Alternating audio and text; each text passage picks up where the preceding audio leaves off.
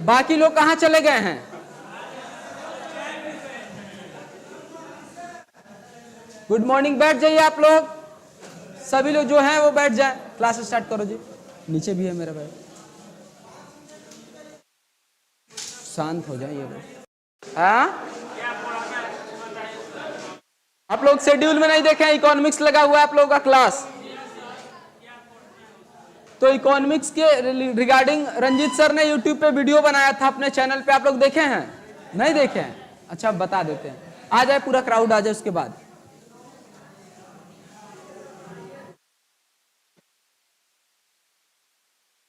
आ जाने दीजिए क्राउड को।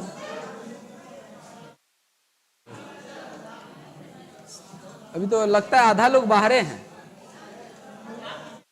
स्टार्ट करें? स्टार्ट, चलिए। जो आ रहा है लोग, आ जाने दीजिए, आ जाने दीजिए, आ जाने दीजिए, आ जाने दीजिए।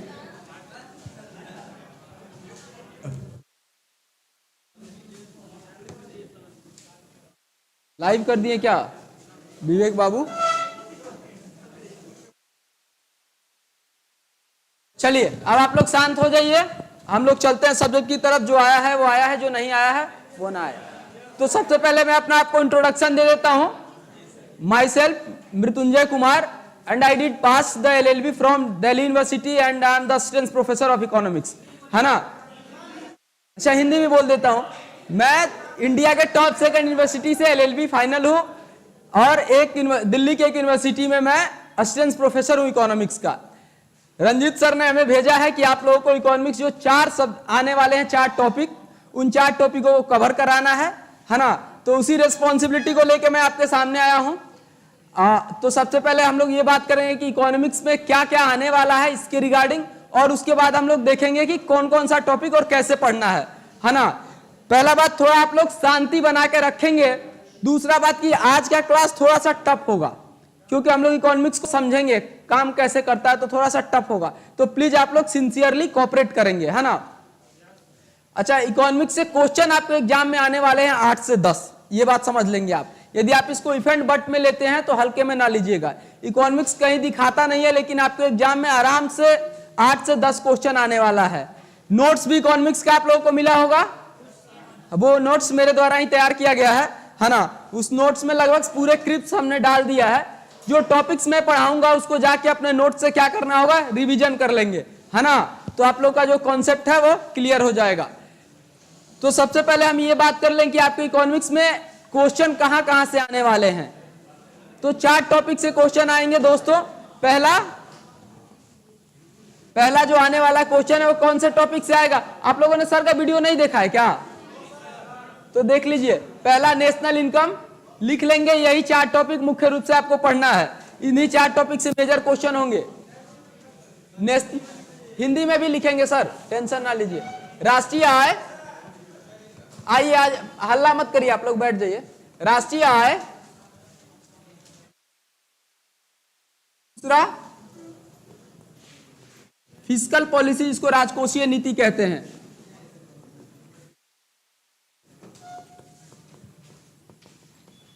अब अच्छा लग रहा है, सभी लोग शांत हो रहे। राजकोषीय नीति,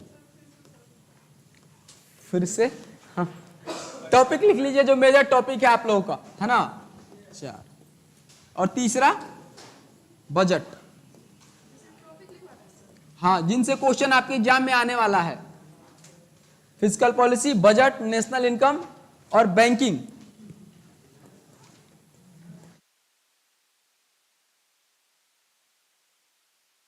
बैंकिंग में मुख्य रूप से जानते हैं क्या आएगा?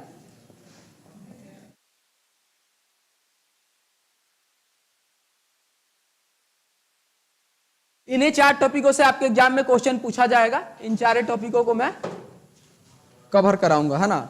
आज तो इंट्रोडक्शन पे ही बात करेंगे, इकोनॉमिक्स काम कैसे करते हैं, सबसे पहले इकोनॉमिक्स आया क्या, कहां, इन सब पे बात करेंगे। उसके बाद हम लोग टॉपिक की तरफ बढ़ेंगे, है ना?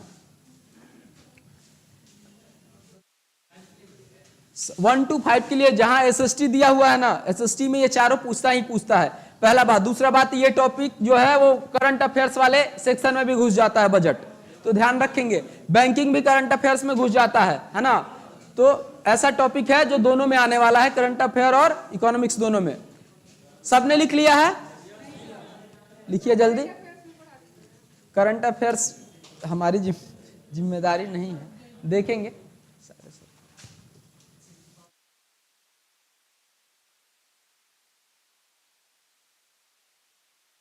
इकोनॉमिक्स का नोट्स तो सबको मिला है ना?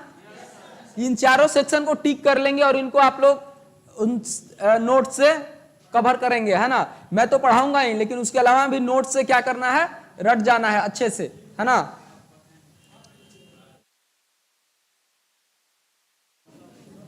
क्या हो गया? गड़बड़ी जल्दी। क्या चीज? इकोनॉमिक्स। अब नहीं भूलिएगा, हम बता तो रहे। हो गया? तो चलिए, ये मेजर टॉपिक है जहां से क्वेश्चन आने वाला है। नहीं लिखे? ऑब्जेक्टिव भी कराएंगे। अभी आप लोग पहले कॉन्सेप्ट समझ लीजिए, उसके बाद आपको कहीं दिक्कत नहीं होगा। अच्छा, नहीं लिखे होंगे तो हम बताएंगे ही। चलिए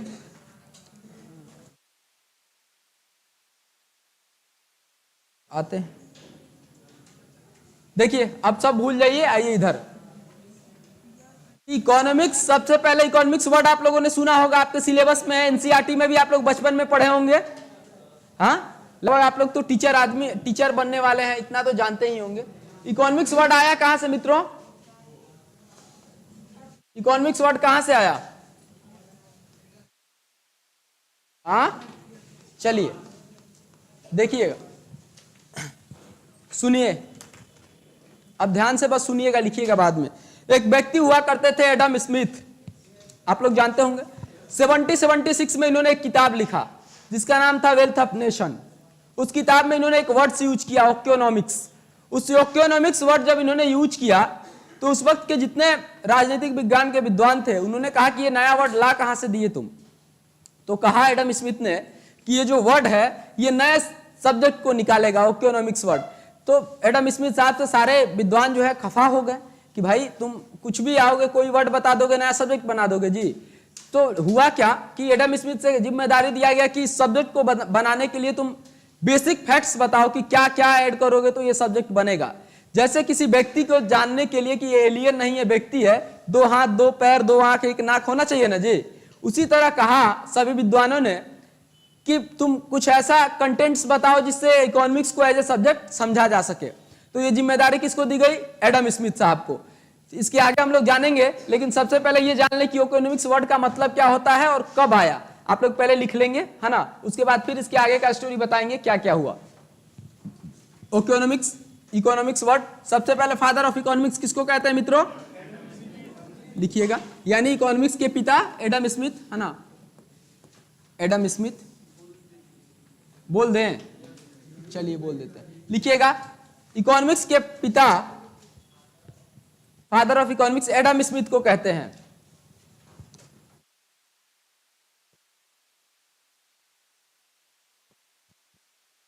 इकोनॉमिक्स के पिता किसको कहते हैं? एडम स्मिथ को। अगला पॉइंट देंगे, एडम स्मिथ।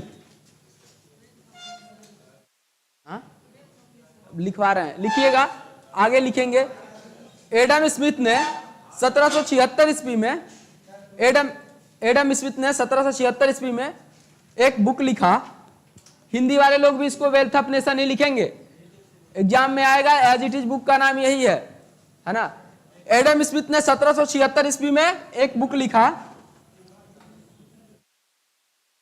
जिसका नाम वेल्थ ऑफ नेशन था। वेल्थ ऑफ नेशन,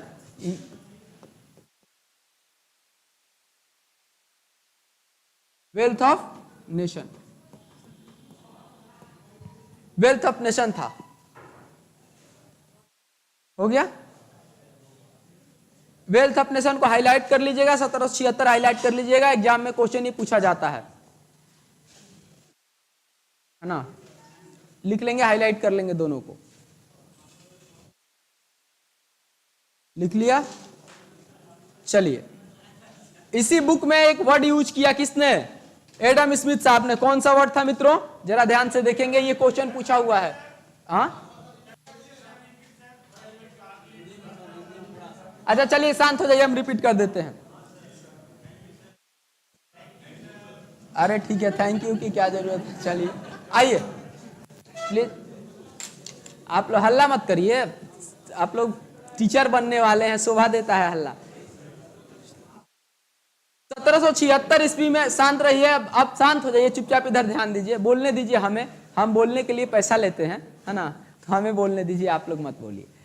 हाँ, 1776 ईस्वी में एक व्यक्ति थे एडम स्मिथ, जिन्होंने एक बुक लिखा वेल्थ ऑफ नेशन। उस बुक में एक नाम लिखा, क्या, एक वर्ड यूज किया, ओक्योनॉमिक्स। तो लोगों ने कहा कि भाई, उस वक्त के जो विद्वान थे, लोगों ने बोला कि ये ओक्योनॉमिक्स वर्ड का मतलब क्या है। तो एडम स्मिथ ने कहा अपने समझ से, अपने सूझबूझ से, अपने जानकारी से, कि इस ओक्योनॉमिक्स वर्ड से हम एक नया सब्जेक्ट बनाएंगे मित्रों। तो लोगों ने इससे, मतलब उस वक्त के सारे विद्वान उनसे खफा हो गए। आपको पता है, कोई आगे बढ़ता है तो बाकी लोग क्या करते हैं, उसको अपोज करते हैं। कोई भी तेज आदमी आगे बढ़ रहा होता है तो उसके आसपास के जो तेज लोग होते हैं उसमें कमियां ढूंढते हैं। तो सारे विद्वानों ने कहा कि तुमको इसे प्रूफ करना पड़ेगा कि तुम एक शब्द से कैसे एक पूरा विषय बना दोगे। तो इसको दिखाएंगे कैसे उन्होंने प्रूव किया है और कैसे क्या किया है। लेकिन नॉर्मली आपको अभी जानने का मतलब यह है कि सबसे पहले इकोनॉमिक्स कहां से आया मित्रों, वेल्थ ऑफ नेशन 1776 ईस्वी के एक बुक से, इकोनॉमिक्स वर्ड से, है ना। तो मैंने वही लिखवाया कि इकोनॉमिक्स के फादर किसको कहते हैं, एडम स्मिथ को। उसके बाद एडम स्मिथ ने कौन सा बुक लिखा था, वेल्थ ऑफ नेशन 1776 ईस्वी में, है ना। इसी बुक में इन्होंने एक वर्ड यूज किया था, है ना, एक वर्ड ओक्योनॉमिक्स। ध्यान से देखेंगे, इकोनॉमिक्स नहीं है, ओक्योनॉमिक्स है, ओक्योनॉमिक्स, है ना, ये वर्ड है। और इसका मतलब क्या होता है, ऐसा ही लिखना है आपको, हिंदी में भी क्वेश्चन पूछा जा चुका है, oeconomics word is related in which subject. तो आपको क्या करना है, इकोनॉमिक्स टिक करना है ना। ये वर्ड एज इट इज पूछा जा चुका है, के है दोनों जगह।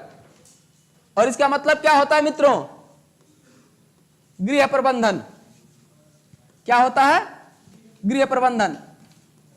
और आपको पता है, आप सब तो ठीक ठाक उम्र के हैं, सबसे बड़ा काम क्या होता है, किसी व्यक्ति के ऊपर सबसे बड़ी जिम्मेदारी होती है तो वो क्या होता है, गृहस्थ जीवन को चलाना। गलत कह रहे हैं जी, बड़े बड़े शेर यहां, हाँ ठीक है, लिखेंगे ओक्योनॉमिक्स। अब ओक्योनॉमिक्स लिखिए, ओक्योनॉमिक्स, ओक्योनॉमिक्स शब्द का अर्थ गृह प्रबंधन है। ओक्योनॉमिक्स शब्द का अर्थ गृह प्रबंधन है।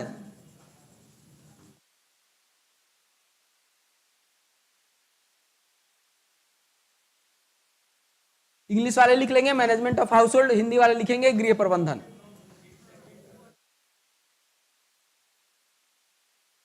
ओक्योनॉमिक्स से ही इकोनॉमिक्स बना है, अभी चलेंगे हम लोग। लिखिए ना आप, इसको लिख लिए, फास्ट हैं हम, अच्छा चलिए स्लो चलेंगे। आदत है कॉलेज में पढ़ाने का, तो स्पीड बता दिया कीजिए यदि हम फास्ट होंगे तो, है ना। क्या आप लोगों ने लिख लिया? अब एक बात बताइएगा, हिस्ट्री तो आप लोग पढ़ लिए हैं। 1776 ईस्वी के आसपास कौन से देश का वर्चस्व था उस वक्त? फ्रांस, जर्मनी, इंग्लैंड, ये लोग आगे चल रहे थे। और ये जो ओक्योनॉमिक शब्द है, ये कौन सा शब्द है मित्रों? ग्रीक वर्ड है, ध्यान रखेंगे, लिख लेंगे ओक्योनॉमिक्स वर्ड इज ग्रीक वर्ड। यानी ओक्योनॉमिक्स जो वर्ड है कहां का वर्ड है? ग्रीक का वर्ड है। ठीक, लिखिए।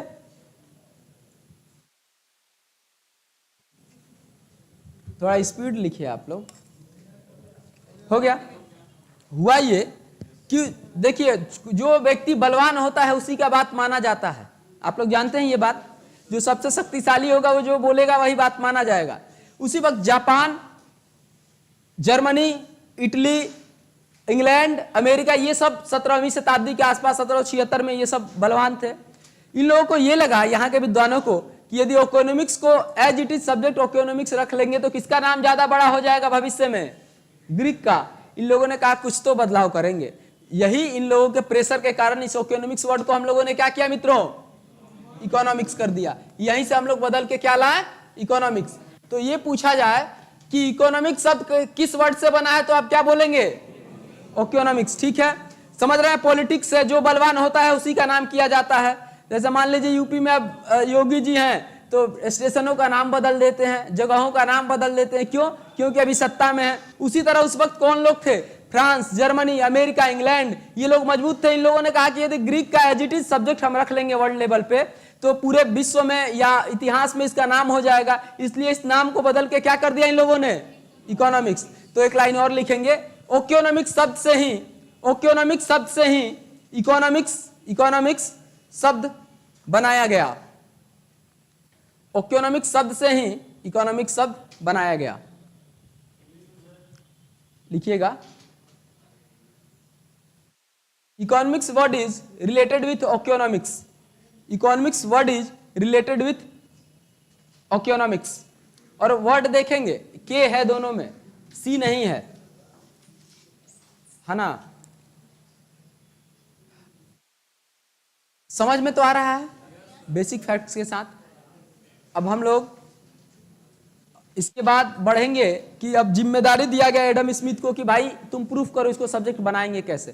तो एडम स्मिथ साहब ने इसको प्रूफ किया है। जैसे व्यक्ति के लिए, व्यक्ति को व्यक्ति कहने के लिए क्या चाहिए, 2 हाथ चाहिए, 2 पैर चाहिए, 1 नाक चाहिए, ऐसा ही होता है ना जी, नहीं तो एलियन कहा जाएगा। यदि बंदर जैसा फेस हो तो उसके लिए ये प्रूफ करना पड़ेगा कि 2 हाथ 2 नाक, 2 हाथ 2 पैर 1 नाक। उसी तरह ये जिम्मेदारी दिया गया एडम स्मिथ को। तो एडम स्मिथ ने अपने जिम्मेदारी को कैसे निर्वहन किया इसको देखेंगे। एडम स्मिथ गए, मतलब एक इंटरनेशनल मीटिंग हुआ था, उसमें सभी विद्वान लोग बैठे थे। तो पहले ये बताइए कि क्या इकोनॉमिक्स वर्ड 1776 के पहले था या नहीं। इकोनॉमिक्स था मित्रों, इकोनॉमिक्स था, लेकिन ये कौन से सब्जेक्ट के साथ था, पॉलिटिकल साइंस के साथ था। एक ये भी पॉइंट लिख लीजिएगा। प्रारंभ में अर्थशास्त्र राजनीतिक विज्ञान का हिस्सा था।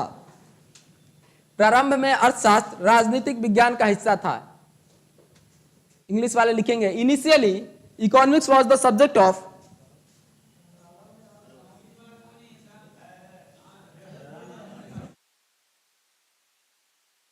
देखिए आर्टिकल 16 अभी अतुल प्रसाद जी बोले हैं उस दिन, ऐसा मत करिए आप लोग, सना राइट टू इक्वालिटी है, सबको दिया जाएगा। चलिए लिख लिए, economics was the, initially economics was the subject of political science. Hindi English दोनों पढ़ेंगे यार, क्यों, ठीक। किसका था, राजनीतिक विज्ञान। प्रारंभ में अर्थशास्त्र राजनीतिक विज्ञान का हिस्सा था, ठीक है। अब एक बात समझेंगे, अपने घर से रिलेट करेंगे।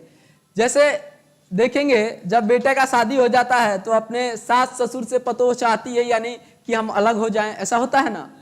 उसी, अरे यार सुन तो लो यार, ठीक है, सुनिए सुनिए, अरे सुन लीजिए, समझ जाइएगा अच्छे से। नहीं अभी मेरा नहीं, अभी मेरा नहीं हुआ है भाई। क्या हो गया, देखा जाएगा यार, हमारे बारे में देखा जाएगा। हम माँ बाप क्या अकेले हैं, अलग होके क्या करेंगे। चलिए सुन लीजिए, अब आते हैं पॉइंट पे आते हैं, छोड़िए वो सब बात, समझाने के लिए बोल रहे हैं, टाइम इरेलेवेंट खत्म मत कीजिए। तो होता क्या है कि जैसे बेटा का शादी हो जाता है तो बेटा और पतोह दोनों माँ बाप से अलग होना चाहते हैं। तो बेटा को समाज में बताना पड़ता है ना भाई कि ये चीज इस कारण से ये लड़ाई हो रहा है, वो लड़ाई हो रहा है, इसी के लिए हम क्या हो रहे हैं, अपने माँ बाप से अलग हो रहे हैं। उसी तरह जब राजनीतिक विज्ञान से इकोनॉमिक्स को हटाया गया तो एडम स्मिथ ने कहा कि, और सारे विद्वान जो लोग थे उन लोगों ने कहा भाई कैसे हटाओगे तुम्हें पॉलिटिकल साइंस से इकोनॉमिक्स को। तो एडम स्मिथ ने उन्हीं सभी झगड़ों के कंपोनेंट को बताया कि देखिए ये चीज हम यदि निकाल देंगे पॉलिटिकल साइंस में से तो क्या हो जाएगा, एक इकोनॉमिक्स एज अ सब्जेक्ट हो जाएगा। तो उसी पे थोड़ा सा देखेंगे डिटेल्स कि कैसे इकोनॉमिक्स को मतलब एडम स्मिथ ने प्रूफ किया कि यदि हम इन सब्जेक्ट को हटा देंगे तो इकोनॉमिक्स अलग हो जाएगा। तो थोड़ा सा ये टफ होगा, लेकिन आप लोग ध्यान से सीखेंगे, लास्ट में जाके आपको पता चल जाएगा कि कैसे इकोनॉमिक्स काम करता है मार्केट में, है ना। तो फिर इकोनॉमिक्स से आपका जो भय है वो सब दूर हो जाएगा। आइए, तो उन्होंने कहा, एडम स्मिथ ने कहा कि एडम स्मिथ के बात को नकार दिया गया कि इकोनॉमिक्स को एज ए सब्जेक्ट बनाया जाए।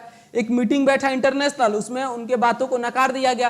कहा गया पहले तुम जाओ और डिटेल्स इसका लेके आओ कि क्या क्या होना चाहिए, तब एक सब्जेक्ट बन जाएगा। तो एडम स्मिथ बेचारे जाते हैं और जाके अपना पूरा रिसर्च करते हैं, कॉपी किताब ढूंढते हैं, अपना सारा मानसिक जितना उनकी क्षमता होती है वो सब लगाते हैं, और लगा के क्या करते हैं, इकोनॉमिक्स को एज ए सब्जेक्ट लॉन्च करने के लिए जिन जिन चीज़ों की बेसिक जरूरत है उन चीज़ों को ढूंढते हैं, निकालते हैं। उसके बाद ले जाके ग्राफ तैयार करके फिर जाके इंटरनेशनल मीटिंग होगा सभी विद्वानों का, वहां दिखाएंगे, तब पॉलिटिकल साइंस से कौन अलग होगा, इकोनॉमिक्स अलग होगा। तो एडम स्मिथ ने किन किन चीज़ों को अलग किया था और कैसे इकोनॉमिक्स को इकोनॉमिक्स समझा था, इस पर हम लोग बात करेंगे अभी। तो एक पॉइंट लिखेंगे basic activity of economics, basic activity of economics. Hindi वाले लिखेंगे अर्थशास्त्र की मूल, अर्थशास्त्र के मूल कारक, बेसिक एक्टिविटी ऑफ इकोनॉमिक्स।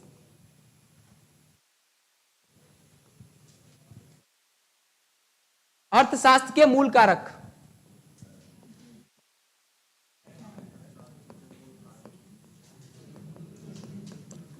आप लोग थोड़ा शांति बनाए रखिएगा बस, ठीक है। अब देखिए क्या कहा एडम स्मिथ साहब ने। एडम स्मिथ साहब ने कहा कि मार्केट से 4 चीजों को, पॉलिटिकल साइंस से 4 चीजों को हटा देंगे तो इकोनॉमिक्स एक सब्जेक्ट बन जाएगा। लोगों ने कहा क्या क्या, तो इन्होंने पहला कहा प्रोडक्शन। प्रोडक्शन क्या होता है मित्रों? उत्पादन, है ना, उत्पादन। फिर दूसरा क्या कहा इन्होंने? उन्होंने कहा कंट्रीब्यूशन।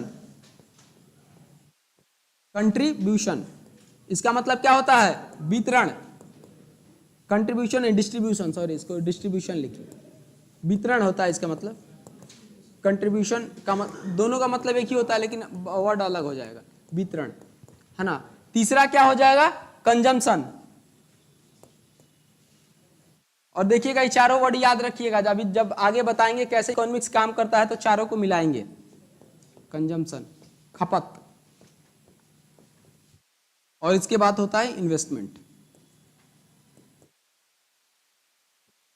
निवेश। एडम स्मिथ साहब ने ये 4 चीजें बताई कि यदि हम इन 4 चीजों को पॉलिटिकल साइंस से निकाल देंगे तो इकोनॉमिक्स एज ए सब्जेक्ट बन सकता है। तो देखेंगे कि कैसे निकालते हैं और किस तरह मार्केट में लाके इन्होंने समझाया है। इन चारों को लिख लीजिएगा, है ना। फिर हम लोग आगे बढ़ेंगे। देखिएगा अभी यूपीएससी ने इसे क्वेश्चन बना दिया था प्रोडक्शन से, यहां से क्वेश्चन बना दिया जाता है। पूछेगा कि बेसिक एक्टिविटी, इकोनॉमिक्स का बेसिक एक्टिविटी निम्न में से कौन सा है, और उसमें इन चारों में से किसी एक का दे देगा। तो आप याद रखेंगे कौन सा मारना है, या तो प्रोडक्शन या डिस्ट्रीब्यूशन या कंजम्पशन या इन्वेस्टमेंट, है ना, यानी उत्पादन, वितरण, खपत और निवेश। इन चारों क्या होता है? अर्थशास्त्र बनने की सबसे पहली प्रक्रिया होती है मित्रों, है ना। अर्थशास्त्र जो सब्जेक्ट बना उसका पहला प्रक्रिया। तो ये चारों उन्होंने बता दिया। फिर बताने के बाद और विद्वानों ने कहा कि भाई बता तो दिए लेकिन प्रैक्टिकल करके दिखाओ कि ये काम कैसे करता है।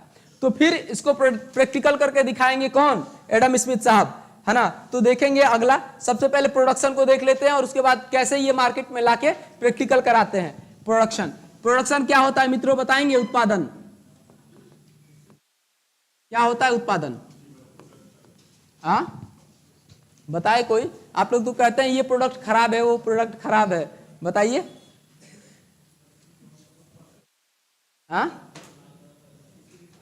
देखिए यही से क्वेश्चन में आया था, सॉरी, मांग के अनुसार। तो एक बात बताइए, अभी RRR मूवी आया था, मार्केट में कोई मांग है बताइए, इरेलेवेंट है कि नहीं, लेकिन फिर भी वो प्रोडक्शन है। मांग के हिसाब से नहीं कहिए, आपका कहना है एक हद तक ठीक है लेकिन पूरा ठीक नहीं है। देखिए लिखेंगे इसके बारे में, प्रोडक्शन को थोड़ा सा लिख लेंगे एक लाइन। उत्पादन वस्तु एवं सेवाओं को बनाता है, उत्पादन वस्तु एवं सेवाओं को बनाता है ना, वस्तु एवं सेवाओं को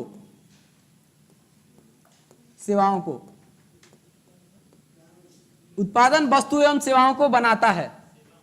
हाँ, वस्तु एवं सेवा, जैसे मैं पढ़ा रहा हूं, ये क्या है मित्रों? सेवा है। ये भी तो उत्पादन का हिस्सा है, ये भी उत्पादन हो रहा है, आपने पैसा दिया है तो प्रोडक्ट यूज कर रहे हैं। वस्तु एवं सेवाओं को बनाता है।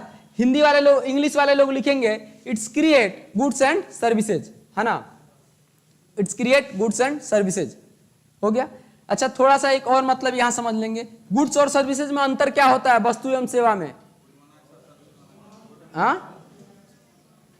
वस्तु दिखता है यानी ट्रांसपेरेंट होता है, पारदर्शी, और सेवा दिखता है जी? नहीं दिखता है, अपारदर्शी। वस्तु को टच करके फील कर सकते हैं यानी मूर्त है, और ये इसको टच करके फील कर सकते हैं, अमूर्त है। ध्यान देंगे क्वेश्चन इससे यूपीएससी ने बनाया था इस बार, बड़ा आसान क्वेश्चन था, उसको बनाया था, हो सकता है कि आपके एग्जाम में देखने को मिले, इसलिए मैंने इसको बता दिया यहाँ पे। एक बार देख लेंगे वस्तु एवं सेवाओं में क्या अंतर होता है, पारदर्शी, अपारदर्शी, मूर्त और अमूर्त, है ना। आपके एग्जाम अभी यूपीएससी ने बनाया था इस पे क्वेश्चन, सोचे हम बता ही देते हैं, हो सकता है आपके एग्जाम में देखने को मिले।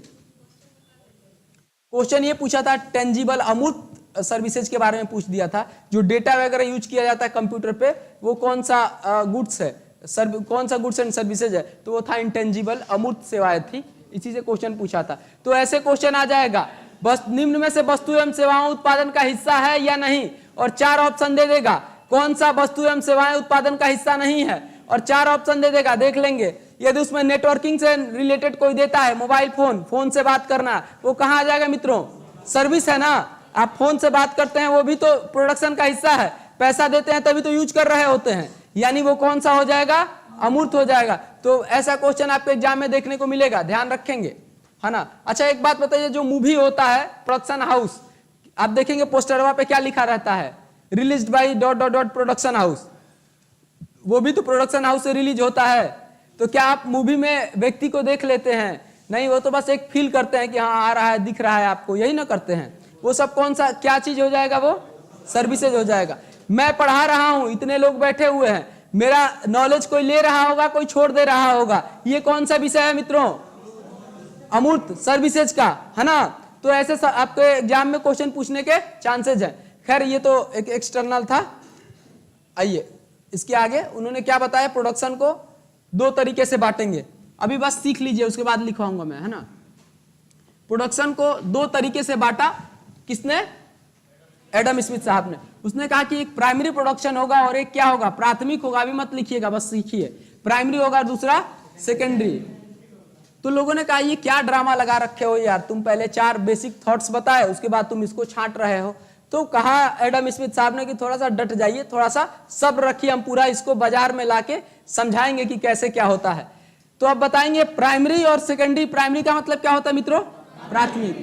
प्राथमिक का मतलब आप जानते हैं 1 to 5 वाले, यानी 1 to 5 में बच्चों को क्या किया जाता है, नींव रखा जाता है शिक्षा का, यही किया जाता है ना। तो यहां से इन्होंने प्रोडक्शन का नींव रखा।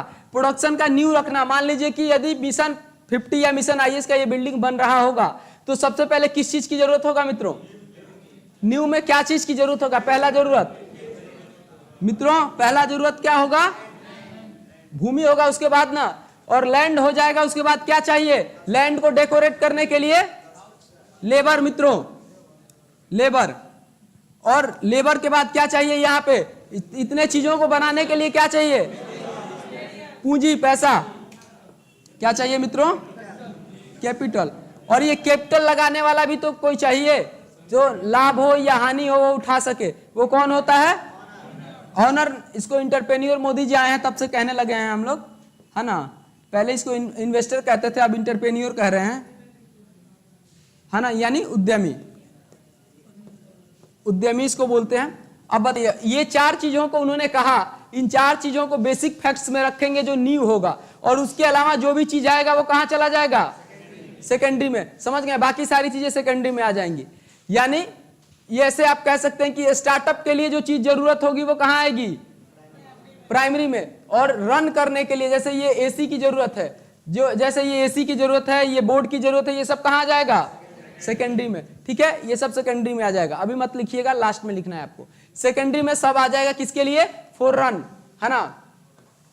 तो लोगों ने कहा कि यार तुम सिर्फ, और विद्वानों ने कहा कि तुम सब सिर्फ ज्ञान दिए जा रहे हो, ये बताओ ये सब काम कैसे करेगा।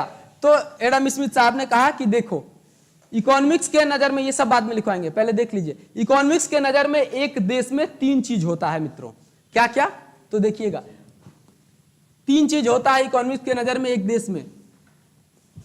पहला होता है हाउस होल्ड, गृह प्रबंधन वाला सेक्शन देखे थे आप लोग, सबसे पहले गृह प्रबंधन बताया था। गृह प्रबंधन में कौन आएगा मित्रों, गृह प्रबंधन में हम सब आ जाएंगे। और दूसरा फर्म या इंडस्ट्री, फर्म या इंडस्ट्री, जानते हैं आप लोग इसके बारे में। फर्म कंपनी एक, और इंडस्ट्री कंपनियों का समूह, और तीसरा होता है गवर्नमेंट। ठीक है, हाँ बोलिए, थोड़ा सा देख लेंगे। इकोनॉमिक्स के नजर में ये 3 चीजें होती हैं एक देश में, और ये 3 चीजों काम कैसे करती है, जो उन्होंने बेसिक फैक्ट्स बताया था उसी के आधार पर उसने कहा कि किसी इंडस्ट्री को बनने के लिए सबसे पहले किस चीज की जरूरत है मित्रों, लैंड। लैंड कहां से मिलेगा, किसके पास होता है, लोगों के पास होता है, अर्थात किसके पास होगा ये, यानी इसने इसको जमीन दिया, लैंड दिया।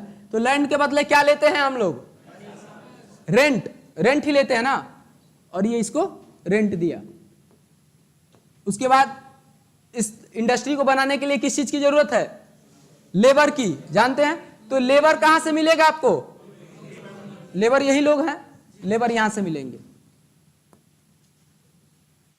और इस लेबर को फिर ये फार्म इंडस्ट्री वाले क्या देंगे? वेतन, सैलरी, इसको वेजेज बोलते हैं। ठीक। इसके बाद एक पूंजी चाहिए। पूंजी कहां से आएगा? पैसा किसके पास होता है? लोगों के पास होता है। पैसा, कैपिटल कहां से आएगा? पूंजी कहां से आएगा? यहां से, है ना। इस पूंजी के बदले क्या देंगे आप?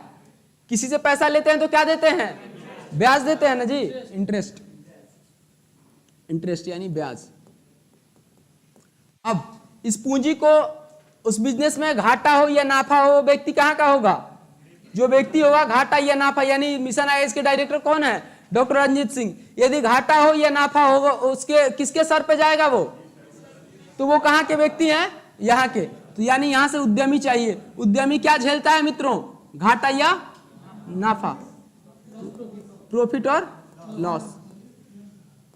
ठीक, इतना उन्होंने बता दिया एडम स्मिथ साहब ने कि देखो जो मैंने बेसिक फैक्टर बताया वो तो मैंने बता दिया, देखो ऐसे कनेक्ट होता है। फिर लोगों ने कहा भाई तुम इतना तो बता दिए, लेकिन ये स्टार्टिंग में जो तुमने बताया था कंजम्पशन क्या होता है, डिस्ट्रीब्यूशन क्या होता है, इन्वेस्टमेंट क्या होता है, वो सब तो समझाया नहीं। तो उन्होंने कहा कि देखो सबसे पहले तो एक देश में 3 चीजें होती हैं, गृह प्रबंधन, फर्म इंडस्ट्री और सरकार। पहले इन तीनों को रिलेट कर लेते हैं, फिर उसको देखेंगे। अच्छा ये बताइए सरकार क्या करती है हम लोगों के साथ? हम लोगों को क्या देती है?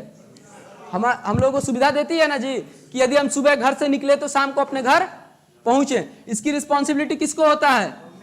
सरकार की रिस्पॉन्सिबिलिटी होती है, ये इनको देती है। इसके बदले हम लोग क्या देते हैं मित्रों? सरकार को टैक्स। फर्म और इंडस्ट्री, फर्म और इंडस्ट्री को पानी, बिजली कौन दिलवाता है? सरकार। सरकार इनको क्या देती है? फैसिलिटी, सुविधा। फैसिलिटी देती है ना जी, सुविधा। और इसके बदले ये क्या देते हैं? Corporate tax. आप सुने हैं? कॉर्पोरेट टैक्स, ये भी टैक्स देते हैं इसके बदले। उन्होंने कहा कि देखो इकोनॉमिक्स इस तरीके से काम करता है कि समाज में सभी लोगों को एक दूसरे की जरूरत है इसका।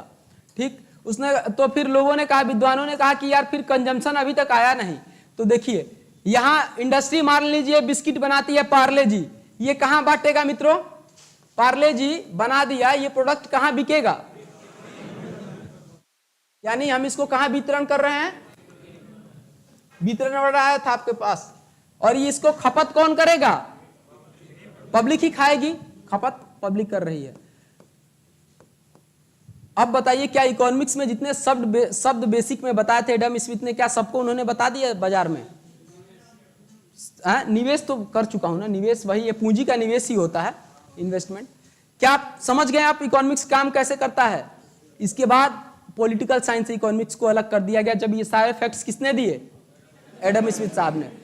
अब इसके बाद हम लोग डेफिनेशन पढ़ेंगे, लेकिन उसके पहले आप लोग क्या लिख लीजिए, ये सारा उतार लीजिए। अब आप थोड़ा रिलेट करके समझ रहे होंगे, उस वक्त नहीं समझ पा रहे होंगे। अब समझ में आया ना? स्टार्टिंग में लग रहा होगा क्या हो रहा है क्या हो रहा है, लेकिन जब पूरा रिलेट कर किए होंगे तब आपको समझ में आया होगा। हिंदी में लिख देते हैं इसको, श्रम पूंजी। हल्ला मत करिए, उतार लीजिए लोग जल्दी जल्दी, अभी आगे बढ़ना है। एंटरप्रेन्योर, उद्यमी,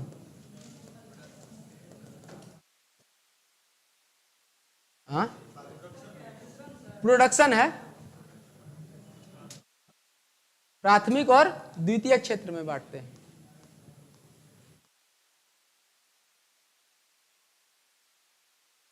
उतारिए लोग।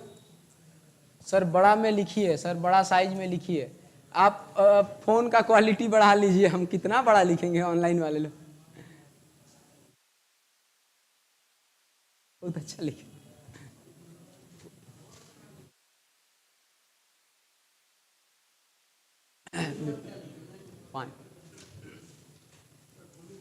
हाँ बोलिए कौन सा?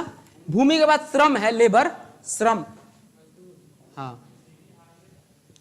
श्रम है। द्वितीयक में सभी चीजें आएंगी, इन चारों को जो छोड़ के क्या चीजें सभी कहां आएंगी? सेकेंडरी में। ठीक है, सबसे लास्ट में इंटरप्रेन्योर है, उद्यमी लिखिए, या यहाँ इन्वेस्टर लिख लीजिए। थोड़ा मोदी जी आए तब से नया नाम हो गया है इंटरप्रेन्योर, इसलिए हमने नया वाला नाम लिख दिया है। उद्यमी लिख लीजिए ना, उद्यमी।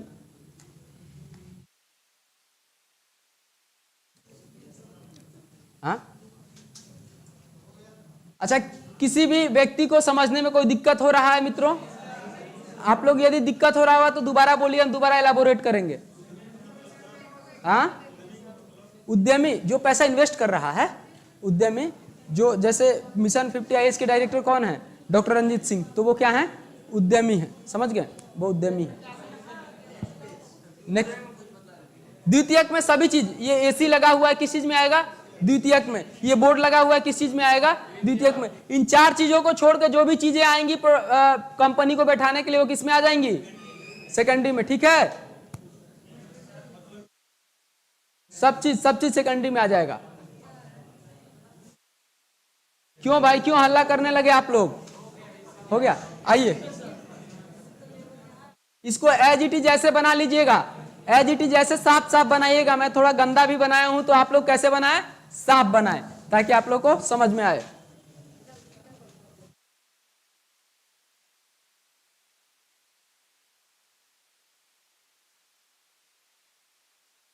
पहले इकोनॉमिक्स पढ़े थे आप लोग? ऐसे नहीं पढ़े थे?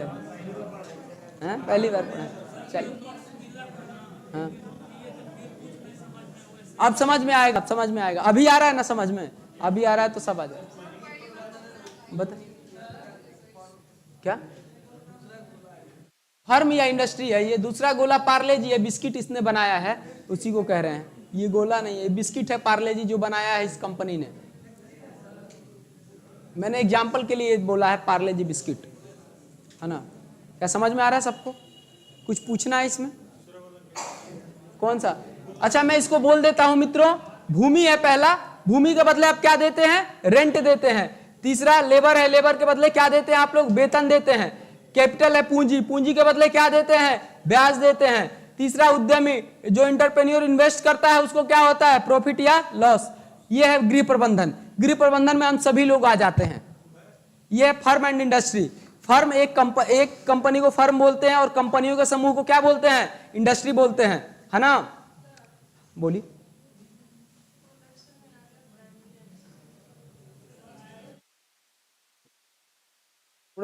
फैक्टर ऑफ प्रोडक्शन लिखिए ना। हाँ, रेंट, हाँ, किराया। अब इसमें कुछ क्या? लेबर के बाद वेतन, लेबर के बाद वेतन।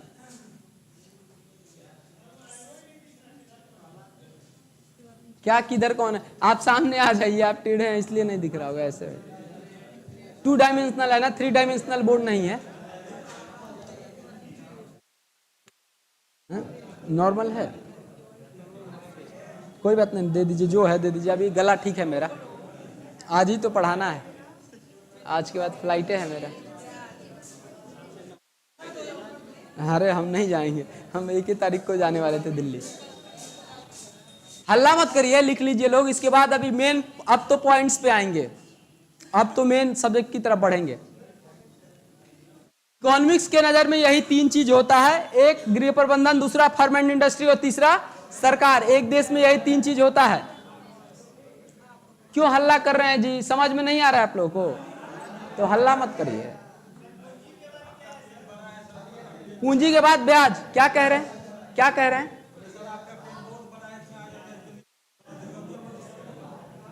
लिखिए। क्या?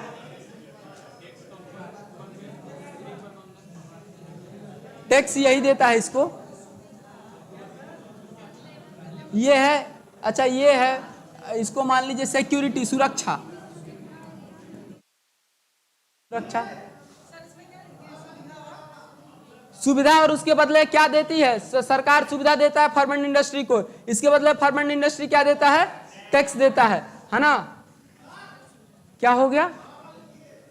क्या? अच्छा ठीक है, अब इसके बाद बड़ा बड़ा ही लिखेंगे, निश्चिंत रहिए। थोड़ा सा ये ज्यादा डिटेल बताना था इसलिए। इसके बाद मजा आएगा, इसके बाद बहुत आसान है। बोलिए। क्या क्या? गवर्नमेंट के बाद सुविधा लिखिए, फैसिलिटी लिखिए। सुविधा, सुविधा देती है सरकार किसको? फार्म एंड इंडस्ट्री को। इसके बदले क्या मिलता है? टैक्स मिलता है। क्या पीछे वाले मोहल्ले को कोई दिक्कत है जी? सुनिए, शांत हो जाइए यार। अभी लिखना है।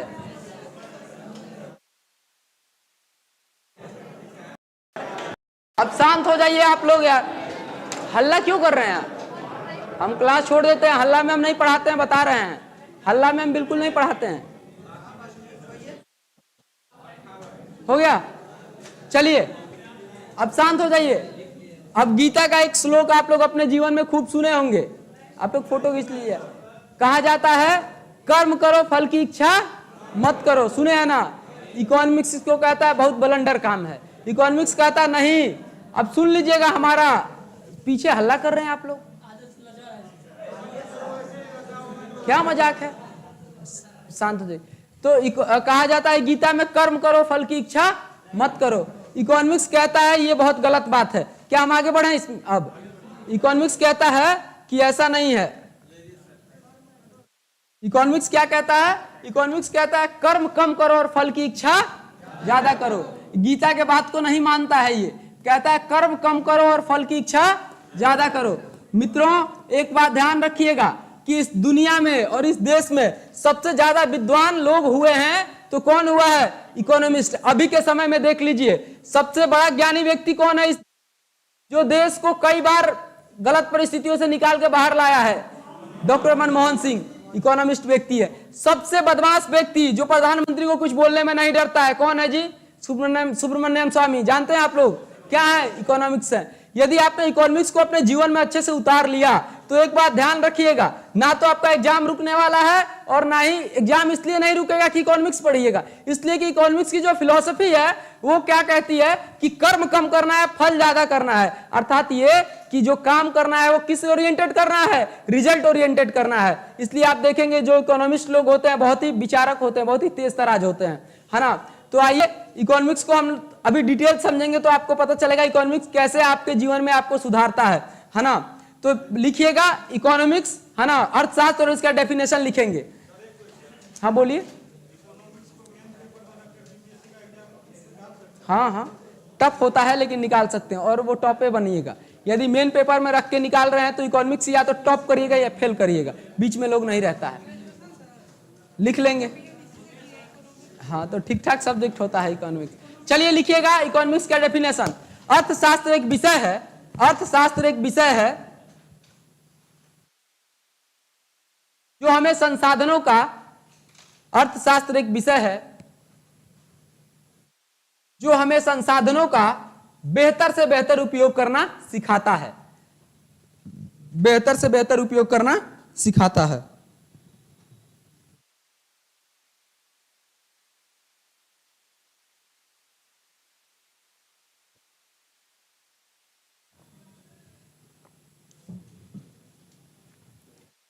देखिए इकोनॉमिक्स की फिलॉसफी क्या कहते हैं, इंग्लिश वाले लोग लिख लेंगे। Economics is a subject which is deal with optimum use of resources. English वाले लोग हैं एक आध दो जो भी लिख लेंगे। गलत बात, गलत बात। Economics is a subject which is deal with optimum use of resources, optimum use of resources लिख लेंगे। आप लोग हिंदी वाले लोग ऐसा मत करिए। आइए इधर आइए, जरा ध्यान से देखेंगे। अब आप लोग इधर फोकस्ड हो जाइए, लड़ाई झगड़ा मत करिए। देखिए अभी तक आप लोग अपने जीवन में क्या फिलॉसफी सुने थे मित्रों? कर्म ज्यादा करना है, फल की इच्छा नहीं करना है। इकोनॉमिक्स बिल्कुल इसका उल्टा है। इकोनॉमिक्स कहता है यदि आपने, जैसे आप यहाँ पढ़ रहे हैं और यदि आपका रिजल्ट नहीं हुआ तो जानते हैं इकोनॉमिक्स क्या कहता है? इकोनॉमिक्स कहता है तुम निकम्मा हो, तुमने पढ़ा ही नहीं है। इकोनॉमिक्स सिर्फ इसी बात से मतलब रखता है कि आपका रिजल्ट हुआ या नहीं, नहीं हुआ तो आप जीरो हैं और हुआ तो आप शहंशाह हैं। तो एक बात समझ लीजिएगा, इकोनॉमिक्स की फिलॉसफी भी इसी पे काम करती है। आपको कौन सा सब्जेक्ट पढ़ना है, कौन सा कंटेंट पढ़ना है जो आपको रिजल्ट दिला सके। क्या कहते हैं? बेहतर से बेहतर संसाधनों का उपयोग। इसीलिए इकोनॉमिक्स को अपने जीवन में भी उतारिए। सिलेबस के अलावा हम आपको सही बता रहे हैं, यदि इकोनॉमिक्स आप अपने जीवन में नहीं उतारिएगा ना, कभी मैनेजमेंट तरीके से नहीं कर पाएंगे। जैसे इसका एग्जाम्पल आप देख रहे हैं, गृह प्रबंधन से प्रारंभ होता है, अर्थात औरत लोग जो माँ बहनें होती हैं वो लोग घर में देखते हैं पैसा बचा के रखती हैं, उनको यदि 5,000 दीजिएगा तो घर को मैनेज कर लेंगी, और आपके पास 50,000 होगा फिर भी आप लास्ट के महीने में कर्जे में चले जाएंगे। देखते होंगे ध्यान से। तो ये सारा कमाल इकोनॉमिक्स का है। इसीलिए कह रहा हूं मैं कि इकोनॉमिक्स को समझिए ही मत, अपने जीवन में भी उतारिए। यदि जीवन में उतारेंगे तो आप एग्जाम से ही नहीं, जीवन में बहुत बेहतर से बेहतर काम करेंगे, है ना। अब आइए, इकोनॉमिक्स को हमने समझ लिया कि इसका लैंग्वेज क्या है कि कर्म कम करना है और फल ज्यादा। लेकिन जो आपके सब्जेक्ट में आता है मित्रों, वो एक सब्जेक्ट आता है, वो एक वर्ड आता है, क्या? इकोनॉमी, अर्थव्यवस्था। अभी तक हम लोग अर्थशास्त्र पढ़ रहे थे, तो अर्थशास्त्र और अर्थव्यवस्था में क्या अंतर है, कोई बताएगा? अर्थशास्त्र और अर्थव्यवस्था में क्या अंतर है?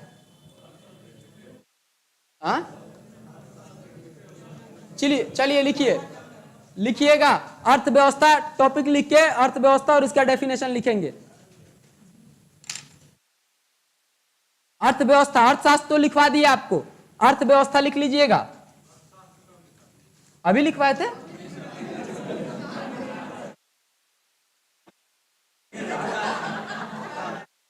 आइए शांत हो जाइए, यदि आप नहीं लिखे हैं तो लिख लीजिएगा बगल से।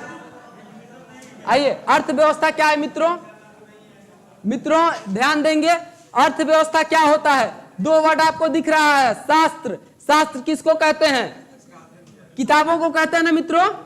और व्यवस्था क्या कहते हैं? व्यवस्था जब किसी चीज को एग्जीक्यूट किया जाता है। आप लोग दो वर्ड देख रहे हैं, यानी ये रिटन फॉर्म में एक किताब है और ये क्या है? एग्जीक्यूट किया जा रहा है, संचालन किया जा रहा है। तो लिखेंगे ऐसे,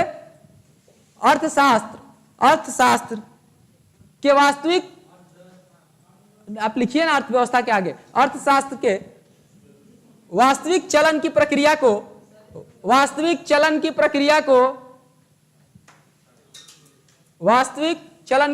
को क्या कहते हैं मित्रों? अर्थव्यवस्था कहते हैं। क्या तेज है जी?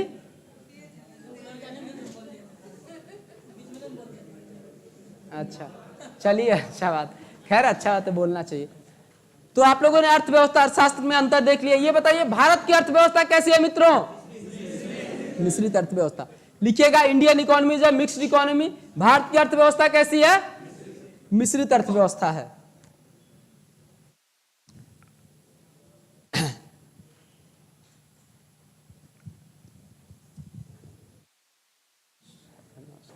बजे तक है टाइम, आज अच्छे से समझ लेंगे। हमने कहा कि कैसी अर्थव्यवस्था है मित्रों? ये जब मिश्रित अर्थव्यवस्था बना होगा तो कुछ ना कुछ जोड़ के ही मिश्रित होता है। तो कौन कौन से व्यवस्था को जोड़ा गया था मित्रों? पूंजीवादी अर्थव्यवस्था और साम्यवादी नहीं, सामाजिक। अभी आप लोग सिर्फ ध्यान से समझेंगे, उसके बाद कुछ बोलेंगे, है ना, लिखवाएंगे बाद में। सामाजिक अर्थव्यवस्था। तो सवाल ये आता है कि मिश्रित अर्थव्यवस्था को समझने के लिए पहले इन दोनों को समझना होगा, तभी जाके हम मिश्रित को समझ पाएंगे, है ना, ऐसा ही होगा। तो चलिए पहले पूंजीवादी अर्थव्यवस्था को समझ लेते हैं। मित्रों, पूंजीवादी अर्थव्यवस्था में क्या होता है जानते हैं आप लोग? तो अब चुप हो जाइए और ध्यान से सुनिए। 1947 का वो दौर था जब अपना देश आजाद हुआ। उस वक्त पहले उद्योग मंत्री कौन थे मित्रों? डॉक्टर श्यामा प्रसाद मुखर्जी। डॉक्टर श्यामा प्रसाद मुखर्जी को यह जिम्मेदारी दिया गया। पहला बार भारतीय लोकतंत्र का पहला परिपाटी अपने आप में प्रूव किया कि विपक्ष का नेता कौन था? डॉक्टर श्यामा प्रसाद मुखर्जी। और उसको जवाहरलाल नेहरू ने बुला के बोला कि इनको भी हम मंत्री बनाएंगे ताकि ये दुनिया देखे कि लोकतंत्र का मतलब लोकतंत्र होता है, और भारत जिस लोकतंत्र को मानता है वो भारतीय लोकतंत्र है, जो विश्व के सभी लोकतंत्रों से सबसे ऊपर है। इसलिए विपक्ष के नेता हुआ करते थे कौन? डॉक्टर श्यामा प्रसाद मुखर्जी। और ये जनसंघ के नेता थे, कांग्रेस के नेता नहीं थे। इसके बावजूद भी डॉक्टर श्यामा प्रसाद मुखर्जी को जवाहरलाल नेहरू ने क्या बनाया मित्रों? इनको मंत्री बनाया, उद्योग मंत्री। उद्योग मंत्री बनाने के बाद जवाहरलाल नेहरू ने कहा कि सबसे बड़ी जिम्मेदारी इनको दे रहे हैं हम, जिसके कारण सबसे पहले इस देश को गुलाम बनाने में सबसे पहले कौन सा पॉलिसी खराब हुआ था मित्रों? याद है ईस्ट इंडिया कंपनी ने किस रूप में आया था भारत में? व्यापार करने। और ये जिम्मेदारी किसको दिया जा रहा है? मित्रों ये जिम्मेदारी श्यामा प्रसाद मुखर्जी को, आप ध्यान से समझेंगे अपने लोकतंत्र को, आप इकोनॉमिक्स से थोड़े से पॉलिटी की तरफ बढ़ेंगे, हिस्ट्री की तरफ बढ़ेंगे, तो क्यों अपने लोकतंत्र को सबसे बेहतर लोकतंत्र कहा जाता है? क्योंकि हमने पूरे विश्व के पटल पे ये प्रूफ किया है कि भारत के लोकतंत्रों की परंपरा से बढ़िया कोई लोकतंत्र की परंपरा नहीं है। हमने विपक्ष के नेता को सबसे बड़ी जिम्मेदारी दी, किसको? डॉक्टर श्यामा प्रसाद मुखर्जी को, कि भाई आप इस देश के उद्योग के स्थिति को, व्यापार की स्थिति को समझिए, रीड करिए, कंसीडर करिए और उसके बाद उद्योग नीति बनाइए कि भारत को कौन सी उद्योग नीति चाहिए, भारत कैसी उद्योग नीति के साथ आगे बढ़ सकता है, भारत दोबारा जीवन में भविष्य में कभी गुलाम ना हो सके। ये जवाहरलाल नेहरू ने किसको जिम्मेदारी दिया? डॉक्टर श्यामा प्रसाद मुखर्जी को। तो दो बातें ध्यान रखेंगे, पहला उद्योग मंत्री कौन है? डॉक्टर श्यामा प्रसाद मुखर्जी। आप देखिए क्वेश्चन इसलिए पूछता है कि ये जनसंघ के नेता थे, सबको पता है, और उस वक्त सरकार कांग्रेस की थी, तो इसलिए पूछा जाता है, तो आप गड़बड़ नहीं करेंगे। वो जनसंघ के नेता होते हुए भी मंत्री, उनको उद्योग मंत्री मिला था, है ना। उनको कहा गया कि कुछ ऐसी पॉलिसी लाओ कि जिससे हमारा देश, हमारा भारत उद्योग के रूप में, व्यापार के रूप में ग्रो करे। आपको पता है 1947 तक हम इतना त्राही अंग्रेजों से हो चुके थे कि हमें डर लगता था विदेशी कंपनियों से, है ना, डर लगता था। उसी वक्त विश्व में दो व्यवस्थाएं अर्थव्यवस्था के रूप में उभर रही थी, एक पूंजीवादी अर्थव्यवस्था, एक सामाजिक अर्थव्यवस्था। पूंजीवादी अर्थव्यवस्था को फॉलो कौन करता था? अमेरिका। सामाजिक अर्थव्यवस्था को रसिया। अमेरिका कह रहा था भारत से, यानी डॉक्टर श्यामा प्रसाद मुखर्जी के पास प्रपोजल भेजा कि सुनो, तुम हमारी अर्थव्यवस्था को एक्सेप्ट कर लो, जो हम पूंजीवादी अर्थव्यवस्था है उसी अर्थव्यवस्था को तुम एक्सेप्ट करो, तो हम तुम्हें क्या देंगे? हम तुम्हें छूट देंगे, हम तुम्हारा साथ देंगे भविष्य में किसी दूसरे देश के साथ लड़ाई हुआ तो, है ना। और उसके बाद रसिया कह रहा था भूल मत जाना, द्वितीय विश्व युद्ध में हमने तुम्हारा साथ दिया है, भूलना मत, यदि हमारी अर्थव्यवस्था को नहीं माने तो बलंडर कर देंगे। रसिया भारत अच्छा दोस्त है, पता है आपको, तो धमका रहा था, भारत को धमका रहा था, कह भी रहा था कि तुम मेरे अच्छे दोस्त हो, मेरी बात नहीं मानोगे तो गड़बड़ बात है। तो डॉक्टर श्यामा प्रसाद मुखर्जी के पास डायलेमा था, भाई डायलेमा, दोनों तरफ से फंसे हुए थे, करें तो क्या करें, इसका माने या इसका माने। तो डॉक्टर श्यामा प्रसाद मुखर्जी ने सभी भारत के विद्वानों को बुलाया, एक बैठक बैठाया और कहा कि देखो, विश्व के स्तर पर भी हमको, अभी हम भारत अभी हाल ही में स्वतंत्र हुए हैं, हमें ऐसा लेके चलना है कि सबकी पॉलिसियों के साथ मिलकर काम करें। दूसरा बात कि हमारे अर्थव्यवस्था में कोई डिमेरिट नहीं आए, यदि डिमेरिट आया तो क्या होगा, हम अभी वैसे ही खराब हैं और टूट के बिखर जाएंगे। तो सभी विद्वान लोग बैठे, उसमें उन विद्वानों में डॉक्टर श्यामा प्रसाद मुखर्जी लीड कर रहे थे। तो भारत के उस वक्त के जो सबसे बड़े बड़े अर्थशास्त्री विद्वान थे, उन लोगों ने कहा कि ऐसा करते हैं कि हम अपने अर्थव्यवस्था में जो इसकी अच्छाई है, जो इसकी अच्छाई है, दोनों को जोड़ लेते हैं, ताकि ना तो रसिया गुस्सा होगा ना अमेरिका गुस्सा होगा, तो हम क्या कर लेंगे, दोनों के व्यवस्था को जोड़ लेंगे और हमारे लिए बेहतर भी हो जाएगा। तो सबसे पहले जिम्मेदारी डॉक्टर श्यामा प्रसाद मुखर्जी ने दिया कि दोनों के मेरिट और डिमेरिट को देखिए कि इसमें क्या क्या घाटा है और इस क्या क्या फायदा है, इसमें क्या क्या घाटा है और क्या क्या फायदा है। ये जिम्मेदारी अर्थशास्त्रियों को दिया, किसने? श्यामा प्रसाद मुखर्जी ने। तो इन लोगों ने एक ऑडिट किया और ऑडिट करके कुछ बातें बताई। बातें क्या बताई तो देखेंगे जरा ध्यान से, है ना। उसके बाद लिखना है बाद में, पूंजीवादी अर्थव्यवस्था। क्या आप समझ में आ रहा है आप लोगों को? भेजा में घुस रहा है, अभी तक नहीं घुसा था। निश्चिंत रहिए, आप लोगों को भेजा में घुसाने के लिए हमें दिल्ली से बुलाया गया। चलिए ध्यान देंगे, पूंजीवादी अर्थव्यवस्था, कैपिटलिस्ट इकोनॉमी, आप सब जानते होंगे कैपिटलिस्ट इकोनॉमी इसको बोला जाता है। कहां है मित्रों? अमेरिका में, जानते हैं। ये बताइए कैपिटलिस्ट इकोनॉमी में क्वालिटी अच्छा होता है या बुरा होता है? कैपिटलिस्ट इकोनॉमी में किसका नियंत्रण होता है मित्रों? आपको पता होना चाहिए, कैपिटलिस्ट इकोनॉमी में पूंजीवादियों का नियंत्रण होता है। कौन लोग? पूंजीवादी लोग, है ना। यानी किसी वस्तु का मूल्य कौन निर्धारित करता है मित्रों? पूंजीवादी लोग। उनको कितना फायदा होगा उसी हिसाब से कंपनी तय करती है कि उसका प्राइस क्या होगा। अर्थात आप ऐसे कह सकते हैं कि इसको प्राइवेटाइजेशन कह सकते हैं, प्राइवेट। सामाजिक अर्थव्यवस्था में क्या होता है? पूंजीवादी अर्थव्यवस्था में सरकार का बागडोर किसके हाथों में होता है? पूंजीवादियों के। लेकिन सामाजिक अर्थव्यवस्था में सरकार का बागडोर किसके हाथों में होता है मित्रों? सरकार का बागडोर सरकार के हाथों में होता है ना, सरकार के हाथों में होता है। सरकार किस फिलॉसफी को मानती है? सामाजिक। अर्थात वो क्या चाहती है? समाज के सभी वर्ग कहां आए? एक धारा में आए, एक लाइन में आए, सबको एक जगह लाने के लिए, बराबर करने के लिए काम कर रही होती है। अर्थात सरकार इसमें सोचती है कि किसी के पास ज्यादा है उससे लेके जिसके पास नहीं है उसको दे दें। ऐसे समझेंगे। पूंजीवादी अर्थव्यवस्था में क्या होता है, जैसे गाड़ी आपके पास 2 हो गया, लेकिन आप आदमी अकेले हैं, है ना, एक व्यक्ति के घर में 2 कार हो जाएगी, तो सरकार क्या करेगी, दूसरी कार को छीन लेगी और छीन के किसको दे देगी, किसी गरीब को जिसके पास नहीं है। समझ गए बात। अर्थात समाजवादी अर्थव्यवस्था में सरकार किस काम से काम करती है, किस भावना से काम करती है, लोक कल्याण की भावना से, ताकि सभी गरीब अमीर लोगों को एक जगह लाके खड़ा कर दिया जाए, है ना। रसिया इसी फिलॉसफी को मानता है। अर्थात इसमें कौन मुख्य होता है, सरकार, है ना। अब बताइए सरकारी पूंजीवादी अर्थव्यवस्था में क्वालिटी अच्छा होगा या सरकारी?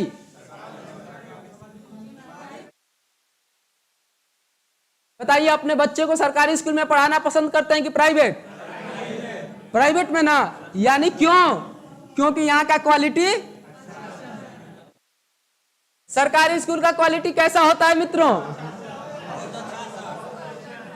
अरे इमोशनल नहीं होना है, अभी फिलॉसफी को समझने के लिए बोलिए साथ साथ।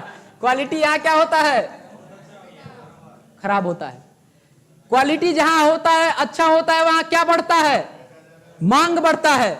मांग बढ़ता है ना, जो मांग बढ़ेगा, तो जब मांग बढ़ेगा तो यहाँ क्या बढ़ेगा मित्रों, मांग बढ़ेगा तो आपूर्ति बढ़ाया जाएगा। यानी स्कूल पे स्कूल खुल रहे हैं प्राइवेट, यानी आपूर्ति बढ़ाया जाएगा। आपूर्ति बढ़ेगा तो लोगों को रोजगार ज्यादा मिलेगा, है ना।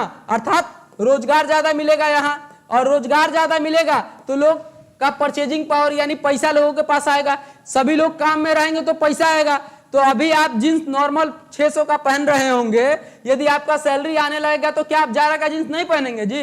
यानी आपका परचेजिंग क्वालिटी क्या होगा, इंप्रूव कर जाएगा। तो आप खरीद बिक्री क्या करेंगे, ज्यादा करेंगे, और खरीद बिक्री ज्यादा करेंगे तो सरकार को क्या मिलेगा, ज्यादा टैक्स ज्यादा मिलेगा। सरकार को टैक्स ज्यादा मिलेगा तो सरकार क्या करेगा मित्रों, सरकार डेवलप करेगा कि नहीं करेगा? सरकार का डेवलपमेंट यानी देश का डेवलपमेंट ज्यादा होगा, है ना। अब आइए यहां क्या होगा, क्वालिटी खराब है, बिकेगा नहीं, तो डेवलपमेंट क्या हो जाएगा मित्रों, डेवलपमेंट नीचे हो जाएगा, है ना। समझ गए, ये दोनों फिलॉसफी समझ रहे हैं, क्लियर। इसको रसिया फॉलो करता है, इसको कौन फॉलो करता है, अमेरिका।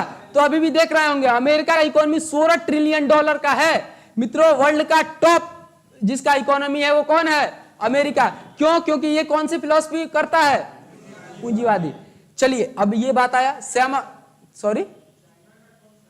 चाइना का ना तो कैपिटलिस्ट है और ना ही सोशलिस्ट है। हालांकि वो कहता है कि हम सामाजिक अर्थव्यवस्था को फॉलो करते हैं, लेकिन चाइना की अर्थव्यवस्था के बारे में हम थोड़ा अलग से बात करेंगे। वो साम्यवादी अर्थव्यवस्था को फॉलो करता है, कैसे करता है, क्या करता है, इस पे हम बात करेंगे। थोड़ा सा वेट करिए। चाइना को इसीलिए हमने नहीं लाया है साम्यवादी को। हम लोगों ने जिस फिलॉसफी को अपना मिश्रित अर्थव्यवस्था बनाया है वो इन्हीं दोनों के आधार पर बनाया है ना। तो आप दोनों अर्थव्यवस्था को क्या समझ चुके हैं। अब देखिए श्यामा प्रसाद मुखर्जी ने विद्वानों को जो काम दिया था कि इनके मेरिट्स और डिमेरिट्स देखिए, तो श्यामा प्रसाद मुखर्जी के जो विद्वान लोग थे वो पूंजीवादी अर्थव्यवस्था और सामाजिक अर्थव्यवस्था को जब ऑडिट किए तो उन्होंने बताया कि सामाजिक अर्थव्यवस्था में यह है कि डेवलपमेंट क्या होता है सरकार का, धीरे धीरे होता है। पूंजीवादी अर्थव्यवस्था में क्या है कि डेवलपमेंट ज्यादा होता है। लेकिन पूंजीवादी अर्थव्यवस्था में एक दिक्कत है, यदि हम भारत में इसको लाएंगे तो हमारे देश में गरीब लोग ज्यादा हैं। गरीब लोग ज्यादा हैं तो जब महंगा सामान महंगा रहेगा तो खरीद पाएंगे, नहीं खरीद पाएंगे। तो पूंजीवादी जो इकोनॉमिस्ट लोग थे उन्होंने कहा कि देखिए पूरा पूंजीवादी तो हम नहीं ला सकते हैं, यदि पूरा पूंजीवादी लाएंगे तो मामला गड़बड़ हो जाएगा, है ना। तो और फिर उन्होंने कहा कि डॉक्टर श्यामा प्रसाद मुखर्जी ने कहा कि तो क्या समाजवादी अपने देश में लाए। उन्होंने कहा कि यदि समाजवादी लाते हैं तो हमारा विकास क्या होगा मित्रों, रुक जाएगा। समझ रहे हैं बात। तो देखिए हुआ क्या, तो श्यामा प्रसाद मुखर्जी बैठ के सर पे हाथ पकड़ लिए कि अरे भाई तुम लोगों को काम दिए थे, तुम लोग तो यार दोनों एक मेरिट एक डिमेरिट बता के फंसा दिए, तुम बता ही नहीं रहे हो लेके क्या है। तो डॉक्टर श्यामा प्रसाद मुखर्जी ने इन दोनों का डेटा मांगा और डेटा मांगने के बाद कहा कि हम क्या लाएंगे, हम मिश्रित अर्थव्यवस्था लाएंगे। तो देखिएगा सरकारी स्कूल गांव का कौन से फिलॉसफी पे काम करता है, सामाजिक अर्थव्यवस्था पे। और देश का IIT मित्रों सरकारी है ना, लेकिन उसकी क्वालिटी कैसी है, बेहतर है। तो सरकार ने कहा कि हम क्या करेंगे, डॉक्टर श्यामा प्रसाद मुखर्जी ने कहा कि हम मिश्रित अर्थव्यवस्था लाएंगे, हम दोनों के अच्छाइयों को निकाल लेंगे और डिमेरिट्स को छोड़ देंगे। इसी विधान पे, इसी बेसिस पे हम लोगों ने मिश्रित अर्थव्यवस्था लाया है। आप देख रहे होंगे कि सरकारी स्कूल सामाजिक अर्थव्यवस्था पे काम करता है, लेकिन देश का आईआईटी सरकारी है, फिर भी उसका क्वालिटी अच्छा है या नहीं? अच्छा है ना। सरकारी स्कूल का क्वालिटी खराब है, लेकिन आईआईटी का क्वालिटी ठीक है। तो हम लोगों ने क्या किया कि यहां से मेरिट्स उठा के आईआईटी में डाल दिया और यहां से सरकारी स्कूल में। इन दोनों के अच्छाइयों को लेके हमने क्या बना दिया? अपना मिश्रित अर्थव्यवस्था। क्या आप लोगों ने अर्थव्यवस्था को अच्छे से समझ लिया है?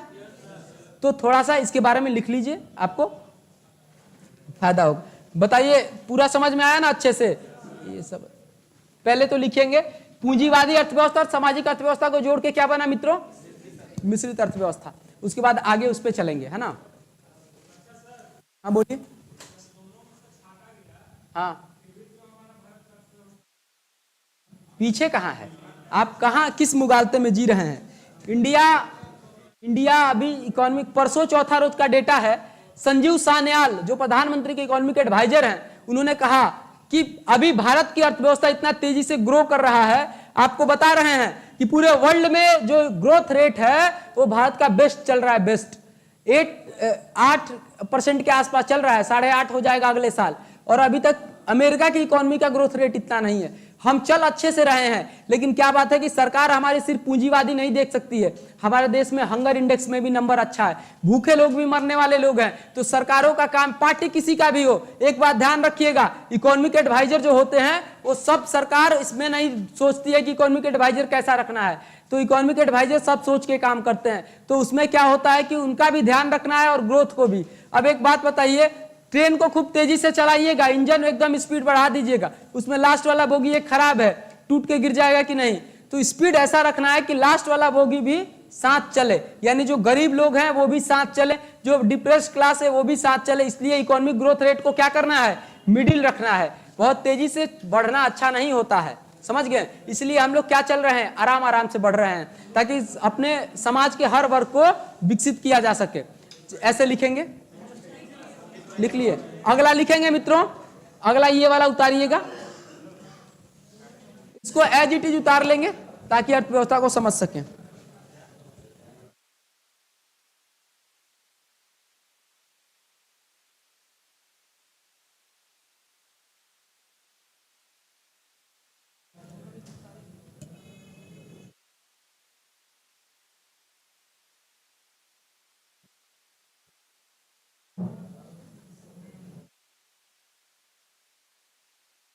इसके बाद हम आगे बढ़ेंगे।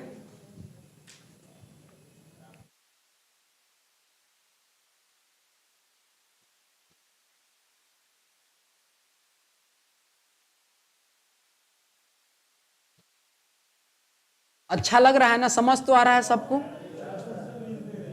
क्या क्या कह रहे हैं आप लोग?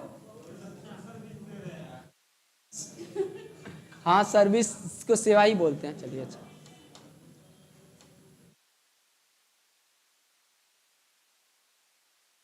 थोड़ा सा स्पीड में लिखिएगा। अरे सबको कह रहे हैं, बीच वाला नहीं दिख रहा है सर। बीच वाला कैसे दिखाएं हम तो यही हैं भाई। अब आप बोर्ड पे देखिए, ऑनलाइन वाले लोग रूट कर आइए हैं सर, रूट कर आए हैं सर। क्या हो गया? हो गया? अच्छा, लिखिए लिखिए, आराम से लिखिए, हल्ला मत करिए, प्रेम से लिखिए। आप लोग अब राज्य कर्मी बन जाइएगा। 1-2-5 साल बाद प्रमोशन होगा तो बीईओ बन जाइएगा। बताइए, ब्लॉक एजुकेशन काहे नहीं बने देगा? पॉजिटिव रहिए।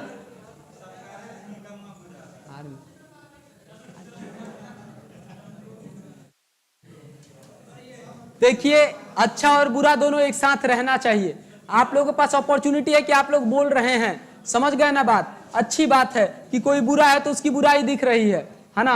आप यदि भारत के लोकतंत्र को छोड़ के दूसरे लोकतंत्र में जाइएगा तो आप यकीन मानिए, चाइना इतना बुरा हाल है चाइना में कि अभी वहां बेरोजगारी 200% पे चल रहा है, लेकिन वहां के लोग ये भी नहीं कह सकते हैं कि हम बेरोजगार हैं, हम भूखे मर रहे हैं।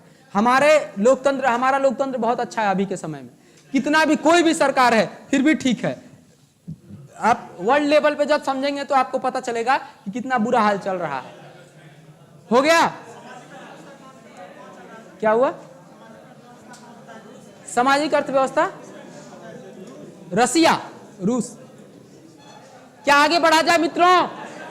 अब शांत हो जाइए, आगे जो सबसे इंपॉर्टेंट काम। तो सुनिए, अब सुनिए, सभी विद्वानों से आकलन करने के बाद डॉक्टर श्यामा प्रसाद मुखर्जी ने यह निर्णय लिया कि हम अपनी अर्थव्यवस्था को कैसा रखेंगे?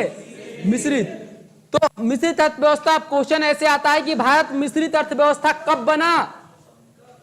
तो लिखिए, औद्योगिक नीति 1948 में, औद्योगिक नीति 1948 में क्या बनाया गया मित्रों? मिश्रित अर्थव्यवस्था घोषित किया गया। मिश्रित अर्थव्यवस्था पहले लिख लीजिएगा, औद्योगिक नीति 1948 हेडिंग में, और उसके बाद लिखना है, उसके बाद मैं जो बोल रहा हूं वो लिखना है। बोर्ड पर से मत उतार लीजिएगा, मैं बोल के लिखवाऊंगा। लिख लिए, भारत औद्योगिक नीति 1948 लिख लिए आप लोग। चलिए अब लिखिए, औद्योगिक नीति 1948 को डॉक्टर श्यामा प्रसाद मुखर्जी ने पेश किया। ठीक है, धीरे धीरे बोलेंगे भाई। औद्योगिक नीति 1948 को डॉक्टर श्यामा प्रसाद मुखर्जी ने पेश किया। लिखिएगा, industry act 1948 represented by doctor Shyama Prasad Mukherjee. आप इंग्लिश हिंदी जिसमें बोलवाइएगा हम बोल देंगे, ऐसा मत समझिए हमको नहीं आता है।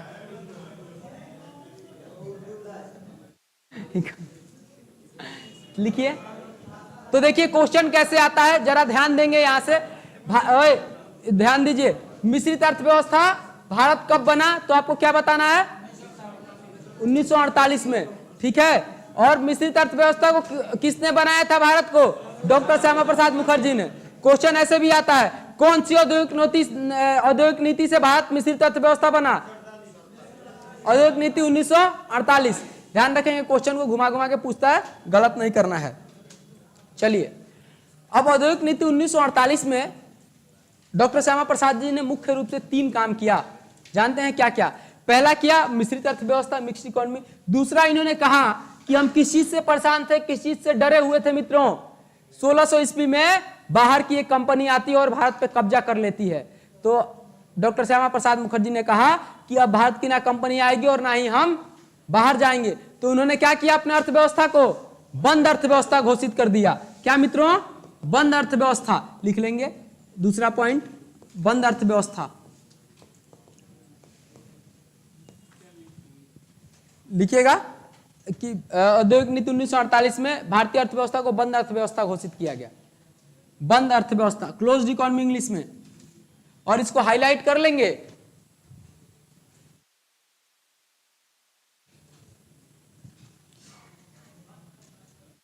भारतीय औद्योगिक नीति 1948 में भारतीय अर्थव्यवस्था को क्या किया गया मित्रों?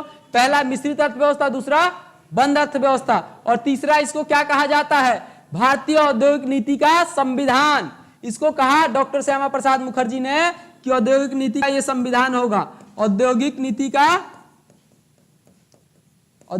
का संविधान। ये 3 पॉइंट्स मुख्य रूप से औद्योगिक नीति 1948 में पेश किया गया डॉक्टर श्यामा प्रसाद मुखर्जी द्वारा। अब देखेंगे, एक बार लिख लेंगे भाषा में, उसके बाद ऐसा मैप बना लेंगे बगल में ताकि आपके दिमाग में याद हो जाए। मैपिंग से ज्यादा याद होता है। औद्योगिक नीति 1948 A, B, C तीनों को लिख लेंगे। हाँ, बताएंगे, अभी आप लिखिए ना इसके बाद। क्या बंद अर्थव्यवस्था समझ गए? यानी हम लोग दूसरे देशों से व्यापार नहीं कर रहे हैं। किस डर से? आपको पता ही है, क्योंकि हमने सबसे पहले 1600 ईस्वी में हमने देखा था कि एक कंपनी आई व्यापार करने और पूरे देश पे ही कब्जा कर गई। औद्योगिक नीति का संविधान, इसको डॉक्टर श्यामा प्रसाद मुखर्जी ने, यानी कोई भी व्यक्ति जब कोई नया काम करता है तो अपना नाम तो देता है ना। तो डॉक्टर श्यामा प्रसाद मुखर्जी ने कहा कि ये नीति जो होगा क्या होगा? मील का पत्थर होगा। इसको कहा जाएगा औद्योगिक नीति का संविधान, ताकि डॉक्टर श्यामा प्रसाद मुखर्जी का नाम जब तक औद्योगिक नीति चलता रहे तब तक अमर रहे, लोग जानते रहे। हर कोई चाहता है कि मेरा इंपॉर्टेंस हो, तो इसीलिए इन्होंने कहा कि ये भारतीय औद्योगिक नीति का संविधान कहा जाएगा। तो इसको भारतीय औद्योगिक नीति का संविधान कहा जाता है, बस पॉपुलैरिटी के लिए, और कुछ खास बात नहीं था। ये तीनों लिख लेंगे, उसके बाद आगे बढ़ेंगे हम लोग।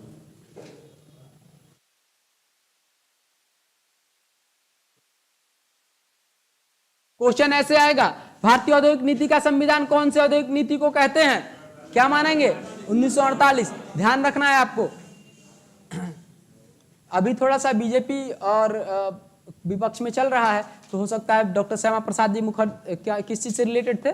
बीजेपी से, तो हो सकता है क्वेश्चन ऐसा बना दे, इसलिए मैंने ये तीसरा वाला पॉइंट हाईलाइटेड करवाया है ना। चलिए हो गया ये। अब देखिए हुआ क्या, आपको पता है 1947 में हम आजाद हुए थे। आजादी के बाद हम लोग नया नया पनपना स्टार्ट किए थे। बाकी आपको एक बात, ध्यान से हिस्ट्री को पढ़े होंगे तो आप जानते होंगे कि हम लगभग जब 47 में आजाद हुए तो दूसरे देशों से कितना पीछे थे? 200 साल कहा जाता है। होने ये लगा मित्रों कि विश्व में नई नई कंपनियां आ गई, नए नए मशीन आ गए, टेक्नोलॉजी आ गए, और उस जगह पे अभी भी भारत क्या कर रहा था? भारत के लोग मजदूरों की तरह काम कर रहे थे। अर्थात ये कि हम लोग पीछे थे और ये दूसरा देश आगे बढ़ रहा था। तो दूसरा देश आगे बढ़ रहा था, तो हमें इसलिए वहां की कंपनियां नहीं आ पा रही थी क्योंकि अपना अर्थव्यवस्था क्या था मित्रों? हमने दरवाजा ही बंद कर दिया था, ना तो बाहर से तुम आओगे ना ही हम अंदर से जाएंगे। तो ये चिंता सताने लगी। एक जवाहरलाल नेहरू के बड़े करीबी अर्थशास्त्री थे, आप लोग जान रहे होंगे, महालनोबिस, पीसी महालनोबिस, जवाहरलाल नेहरू जी के बड़े करीबी भी थे। उनको, हाँ बोलिए, सुनिए, पहले सुन लीजिए आप लोग स्टोरी की तरह, उसके बाद पीसी महालनोबिस को ये चिंता सताने लगी। जवाहरलाल नेहरू से उन्होंने कहा, एक दिन शाम को बैठे हुए थे, ऐसे ही चाय पानी चल रहा था, तो अर्थशास्त्री से वो पूछ रहे थे कि देश का क्या हाल चल रहा है। महालनोबिस से उन्होंने कहा कि हुजूर बड़ा गड़बड़ काम है, यदि हम लोग अपनी पॉलिसी में थोड़ा भी बदलाव नहीं करेंगे तो अपना देश और पीछे चलता जाएगा। अभी तो 200 साल तक पीछे जा रहा है, अब हो सकता है आने वाले दिनों में हम 300 साल पीछे चले जाएं। तो जवाहरलाल नेहरू जी ने पूछा कि ऐसा क्यों भाई? तो उन्होंने कहा कि इसलिए क्योंकि देश में नई नई टेक्नोलॉजी दूसरे देशों में आ रही है, वो हमारे पास इसलिए नहीं आ पा रही है क्योंकि हमने अपनी अर्थव्यवस्था को क्या कर दिया है मित्रों? बंद कर दिया गया है, बंद कर दिया है। तो महालनोबिस साहब से जवाहरलाल नेहरू ने कहा कि यार इसका कुछ उपाय बताओ। तो महालनोबिस साहब ने कहा कि ऐसा करते हैं हम लोग कि हम लोग मिश्रित अर्थव्यवस्था है, पूंजीवादी को भी मानते हैं, समाजवादी को भी मानते हैं, तो क्यों ना नई औद्योगिक नीति लाके और हम इस बंद अर्थव्यवस्था के साथ एक शब्द जोड़ देंगे और कहेंगे कि हम सामाजिक अर्थव्यवस्था के भी हिस्सा हैं, और इसीलिए सामाजिक अर्थव्यवस्था के हिस्सा होने के कारण हम क्या करेंगे? हम अपनी समाज की जरूरतों के लिए दूसरे देशों से खरीद लेंगे, लेकिन अपने देश से बेचेंगे नहीं। हम दूसरे कंपनियों को अपने देश में आने नहीं देंगे, लेकिन अपने देश से, अपने देश के, अपने गरीब लोगों को जरूरतों के लिए दूसरे देशों से खरीद लेंगे। तो विश्व लेवल पे हमारा एक बहाना भी हो जाएगा कि हम बंद अर्थव्यवस्था हैं और सामाजिक अर्थव्यवस्था है, इसीलिए हम क्या करते हैं? अपने समाज की चिंता करने के लिए दूसरे देशों से अपने सामाजिक जरूरतों को पूरा करने के लिए खरीद फरोख्त कर रहे हैं। तो जवाहरलाल नेहरू ने कहा कि क्या ये बात विपक्ष को मंजूर होगा? समझ रहे हैं आप, उस वक्त भी तो कांग्रेस की सरकार थी, क्या होगा? तो उन्होंने कहा कि ऐसा करते हैं, उद्योग मंत्री को बुलाया गया। तो उस वक्त के उद्योग मंत्री कौन थे? टीटी कृष्णमाचारी। श्यामा प्रसाद मुखर्जी 1939, सुन लीजिए, 1949 में श्यामा प्रसाद मुखर्जी छोड़ दिए थे। पहले से उद्योग मंत्री थे जिन्होंने सबसे पहले अपने कैबिनेट से रिजाइन दिया, और 1949 में जब उन्होंने अपना पद छोड़ा, उसके बाद बीजेपी वाले लोग कहते हैं कि उनको कश्मीर के एक जेल में बंद कर दिया गया और वहीं उनकी मृत्यु हो गई। हालांकि उससे हम लोग को लेना देना नहीं, बस नॉर्मली ये बात जान लीजिए कि 1949 में किसने छोड़ दिया था अपना उद्योग मंत्री का पद? डॉक्टर श्यामा प्रसाद मुखर्जी ने। और नई औद्योगिक नीति पीसी महालनोबिस के बताने पर कौन लेके आया? जवाहरलाल नेहरू जी ने। क्यों? क्योंकि हमारा देश और पीछे चला जाता यदि हम टेक्नोलॉजी से करीब नहीं आते। इसलिए हमने क्या किया? नई टेक्नोलॉजी को जानने के लिए क्या लाया? नई औद्योगिक नीति लाया। आप एक बात और ध्यान दिए होंगे, अभी यहाँ रिफाइनरी ऑयल है, कौन सा? बरौनी। इसको किसने लाया था? किसकी मदद से लाया गया? रसिया की मदद से। तो ये कब आया? इसी औद्योगिक नीति के बाद। सामाजिक अर्थव्यवस्था यानी दूसरी औद्योगिक नीति कब आई मित्रों? लिखिएगा, अगला औद्योगिक नीति 1956। औद्योगिक नीति 1956, औद्योगिक नीति 1956।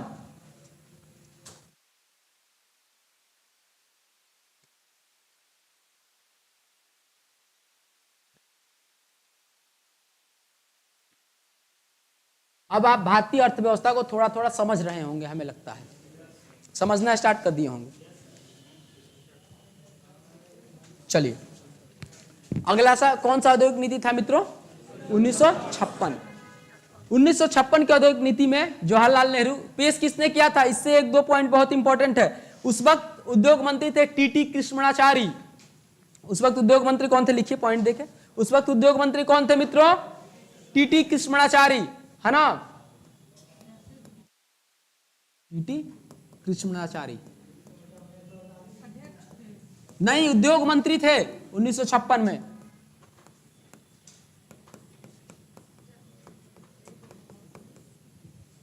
लेकिन भारत में पहला बार ऐसा हुआ कि उद्योग मंत्री को रहते हुए इस बिल को किसने पेश किया मित्रों, जवाहरलाल नेहरू प्रधानमंत्री ने। अभी लिखिएगा मत, जवाहरलाल नेहरू ने यह कहा कि डॉक्टर श्यामा प्रसाद मुखर्जी एक बड़ा नाम था, आपको पता है जनसंघ का सबसे बड़ा नाम, विपक्ष का सबसे बड़ा नाम।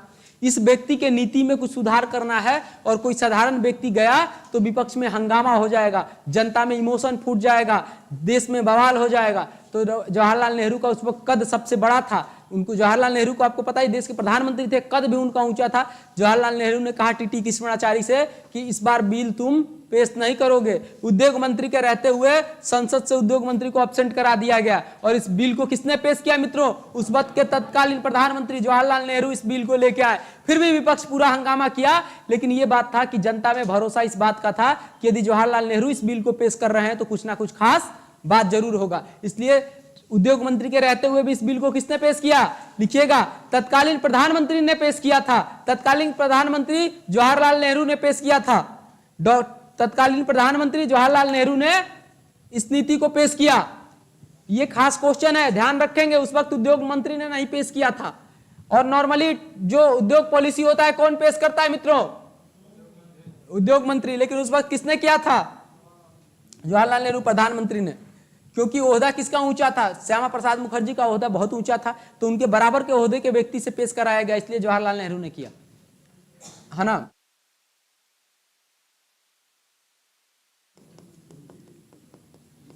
आप स्टोरी की तरह सुनेंगे तो आपको वैसे ही याद हो जाएगा। इसमें दो काम मुख्य रूप से हुआ मित्रों। जो बंद अर्थव्यवस्था था, इसके साथ हमने क्या जोड़ दिया, सामाजिक अर्थव्यवस्था।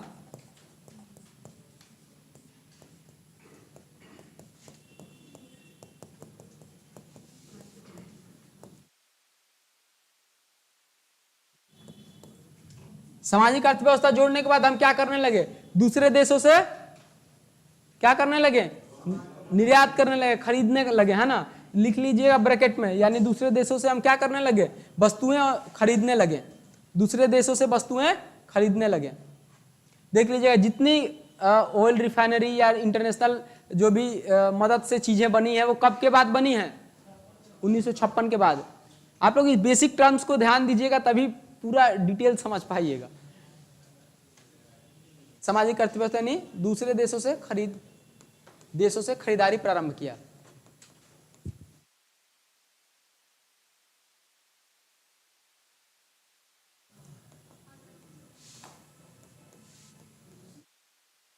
हो गया? क्या आप लोग कॉन्सेप्ट समझ रहे हैं ना, पूरा कॉन्सेप्ट को अच्छे से समझना है, तब गलती नहीं होगा। कॉन्सेप्ट समझिएगा ना तो पूरा डिटेल आपको क्लियर समझ में आएगा। वन लाइनर तो आप रट के छोड़ देते हैं, वन लाइनर से आप रटेंगे, हो सकता है एग्जाम में स्किप कर जाए प्रेशर में, लेकिन कॉन्सेप्ट रहेगा तो गड़बड़ नहीं होगा। दूसरा काम क्या किया गया इसमें जानते हैं। अब देखिए, उन्होंने तो कहा था डॉक्टर श्यामा प्रसाद मुखर्जी ने कि यह भारतीय औद्योगिक नीति का क्या है, संविधान है।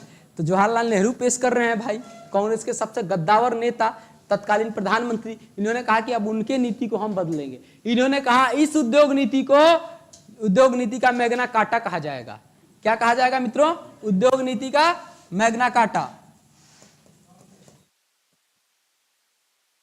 उद्योग नीति का मैग्ना कार्टा। मैग्ना कार्टा आप लोग जानते हैं, चलिए बता देंगे। अच्छा लिख लीजिए, बता देते हैं क्या। हाँ, 1956 को, 1956 के उद्योग नीति को भारतीय उद्योग नीति का मैग्ना कार्टा कहा जाता है। एक पॉइंट लिख लेंगे। देखिएगा क्वेश्चन कैसे आएगा मित्रों। भारतीय उद्योग नीति का संविधान किसको कहते हैं, उद्योग नीति 1948। भारतीय उद्योग नीति का मैग्ना कार्टा किसको कहते हैं, उद्योग नीति 1956। ध्यान रखना है आपको, एक क्वेश्चन आपको घुमाने के लिए पूछ सकता है।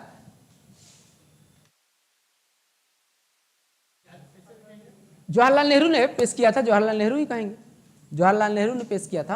हाँ बोलिए, क्या हो गया, कुछ और पूछ रहे हैं आप लोग? हो गया?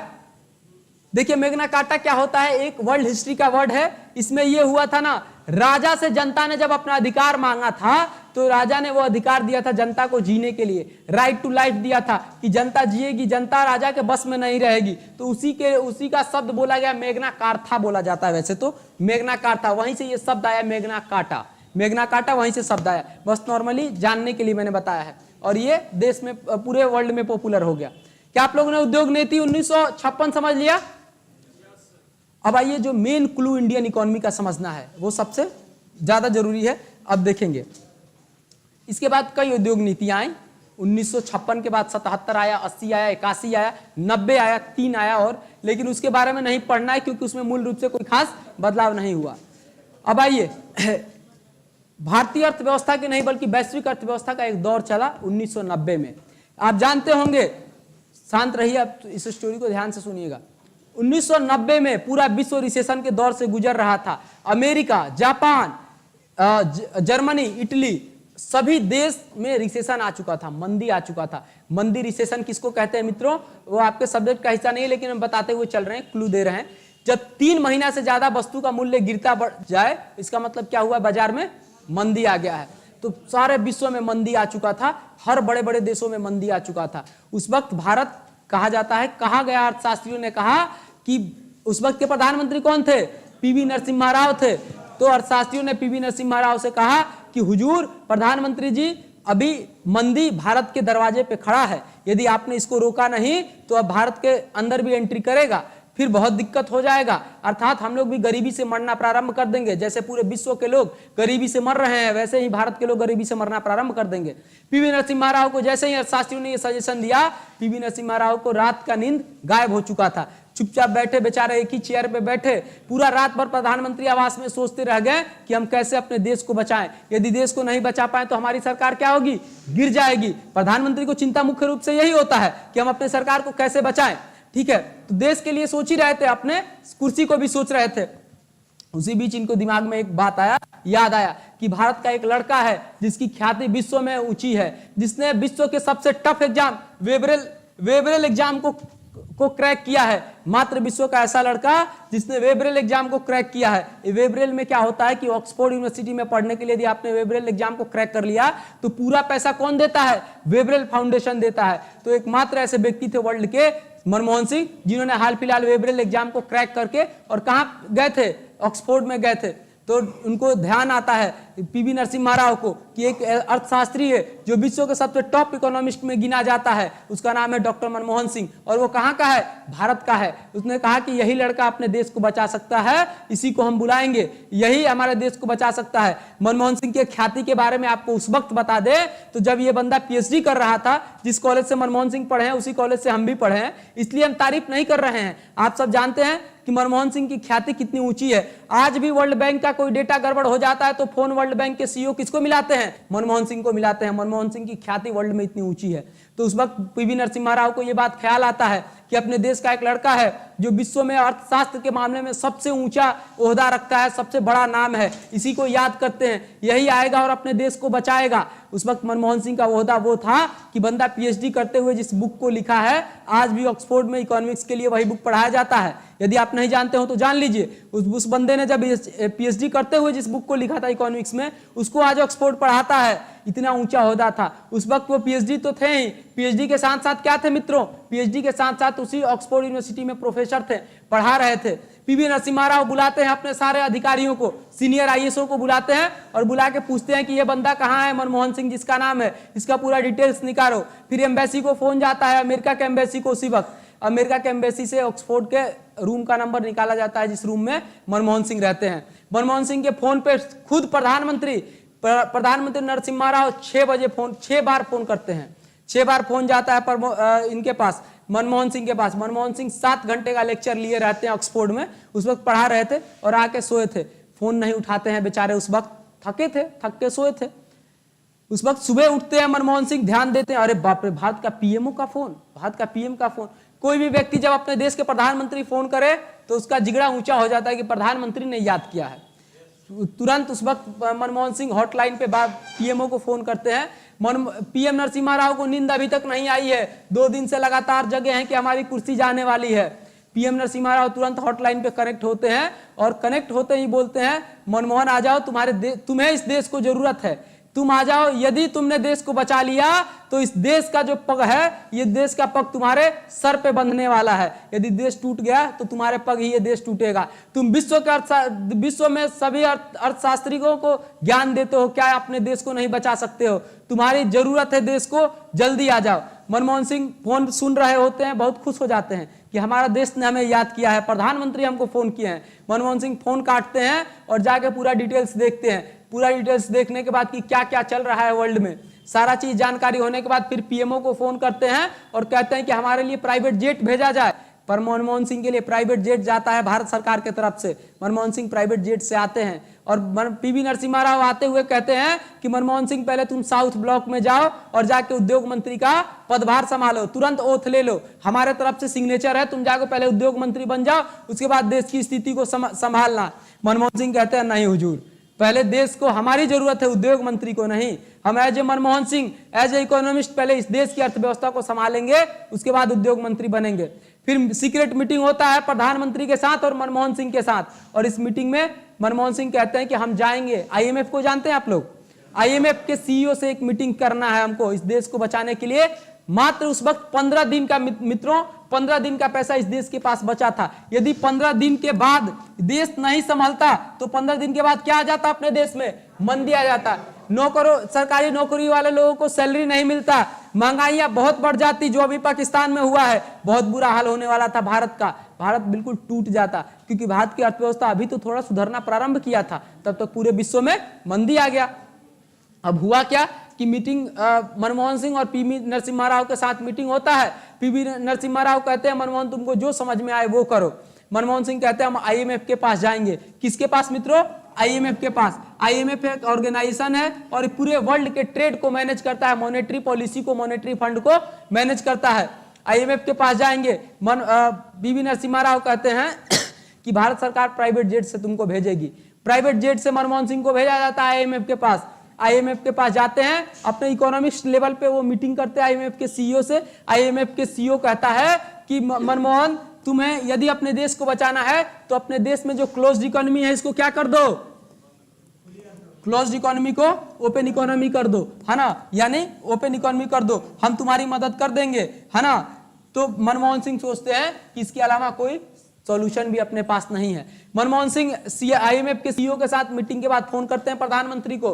प्रधानमंत्री से पूछते हैं कि क्या ये प्रपोजल सही है, हम इसको एक्सेप्ट कर सकते हैं?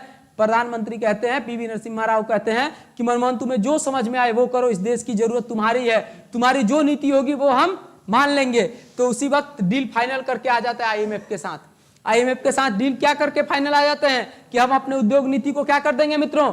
ओपन इकोनॉमी कर देंगे, है ना। यहां तक तो आपने समझ लिया। इसके अलावा ये बताइए, अब थोड़ा सा पॉलिसी को ये समझेंगे कि क्यों आईएमएफ ने ओपन इकोनॉमी करवाया था भारत को। तो ध्यान देंगे, एक बात समझ लीजिएगा कि उस वक्त क्या अभी भी वर्ल्ड के सबसे ज्यादा यूथ कहां है मित्रों? भारत में। ये बात पता था, आईएमएफ को पता था कि यदि सबसे ज्यादा यूथ और सबसे टैलेंटेड यूथ कहां है? भारत में है। यदि ओपन इकोनॉमी हुआ तो विदेशी बड़ी बड़ी कंपनियां कहां आएंगी? दौड़ती हुई भारत में आएंगी, क्योंकि सस्ता में लेबर इनको मिल जाएगा। और जैसे ही भारत में आएंगी तो सबको रोजगार मिलेगा, रोजगार मिलेगा तो उनको वेतन मिलेगा, वेतन मिलेगा तो वो खरीदेंगे, परचेजिंग पावर बढ़ेगा, और परचेजिंग पावर बढ़ेगा तो सरकार के पास क्या जाएगा?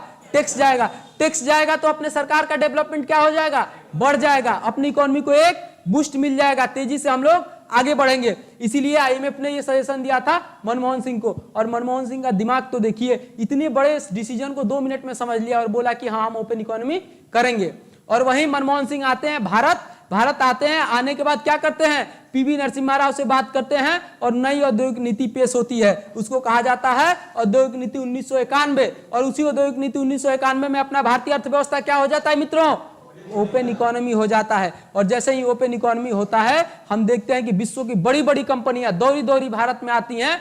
और पूरे विश्व में जब रिसेशन था, भारत उस रिसेशन से बच जाता है। हालांकि भारत बचता ही नहीं है, भारत को नई दिशा और नया दशा मिल जाता है। भारत बहुत तेजी से ग्रो करना स्टार्ट कर देता है।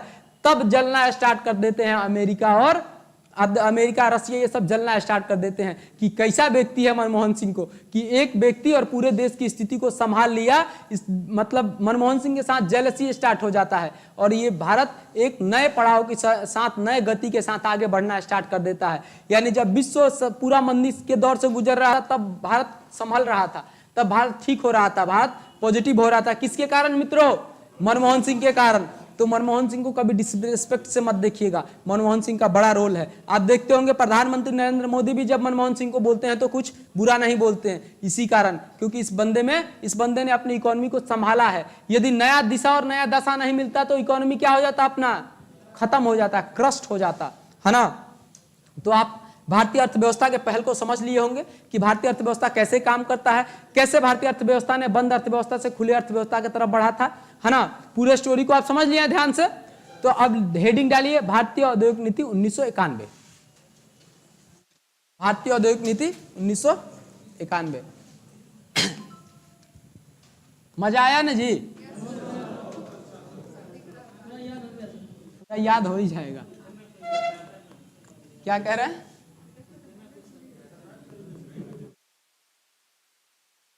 औद्योगिक नीति 1991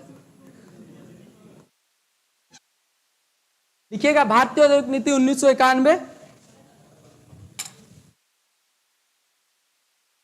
पॉइंट दे के लिखेंगे। इस औद्योगिक नीति में ये इस औद्योगिक नीति में भारतीय अर्थव्यवस्था को खुला अर्थव्यवस्था घोषित किया गया। भारतीय अर्थव्यवस्था को खुला अर्थव्यवस्था घोषित किया गया। पूजा कुमारी देखिए क्या लिख रही हैं, सर आप केवल इसी टॉपिक पर ही क्या एलएलबी किए हैं?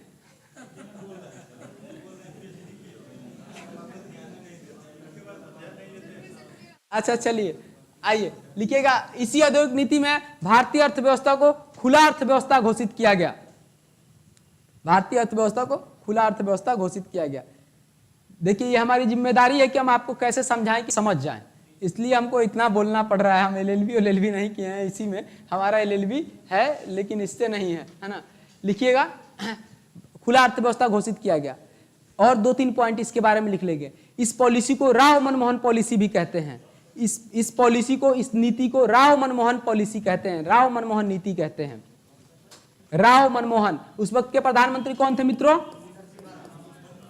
और किसने योगदान दिया था? मनमोहन सिंह ने। इसीलिए इसको क्या कहते हैं? राव मनमोहन नीति, है ना। यही थे, बन गए थे। पॉलिसी पेश होने से पहले इनको वित्त मंत्री बना दिया गया था। उसके पहले यशवंत सिन्हा थे, लेकिन वित्त मंत्री बन गए थे कौन? मनमोहन सिंह को पदभार दिया गया वित्त मंत्री का। उसके बाद पेश किया गया, ये समझ गए, क्योंकि पूरा रोल किसका था? मनमोहन सिंह का। ध्यान रखेंगे। हाँ आगे लिखवा ही रहे हैं, निश्चिंत रहिए एकदम। खुला अर्थव्यवस्था का मतलब ही ग्लोबलाइजेशन होता है। हो गया, ये लिख लीजिएगा। उसके बाद आगे लिखेंगे इसी नीति में। क्यों भाई, ज्यादा पढ़ लिए क्या आप लोग? टाइम हो गया है क्या? अच्छा 4-5 मिनट रुकिए, इस टॉपिक को क्लियर कर लीजिए, नहीं तो ब्लंडर हो जाएगा। हाँ, इसी नीति को एलपीजी भी कहते हैं।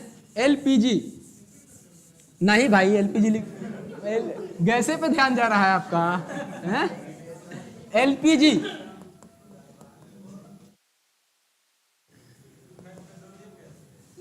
गड़बड़ा दिए ना आप।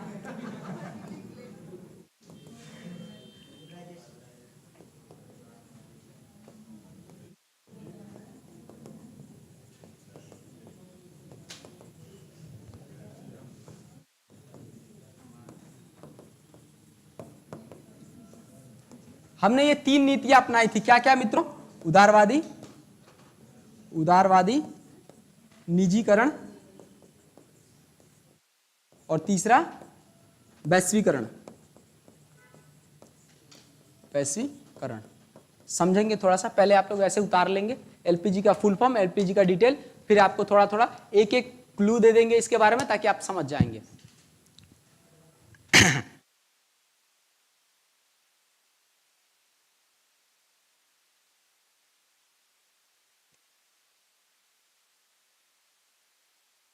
एलपीजी प्रोग्राम लिख लिया आप लोगों ने?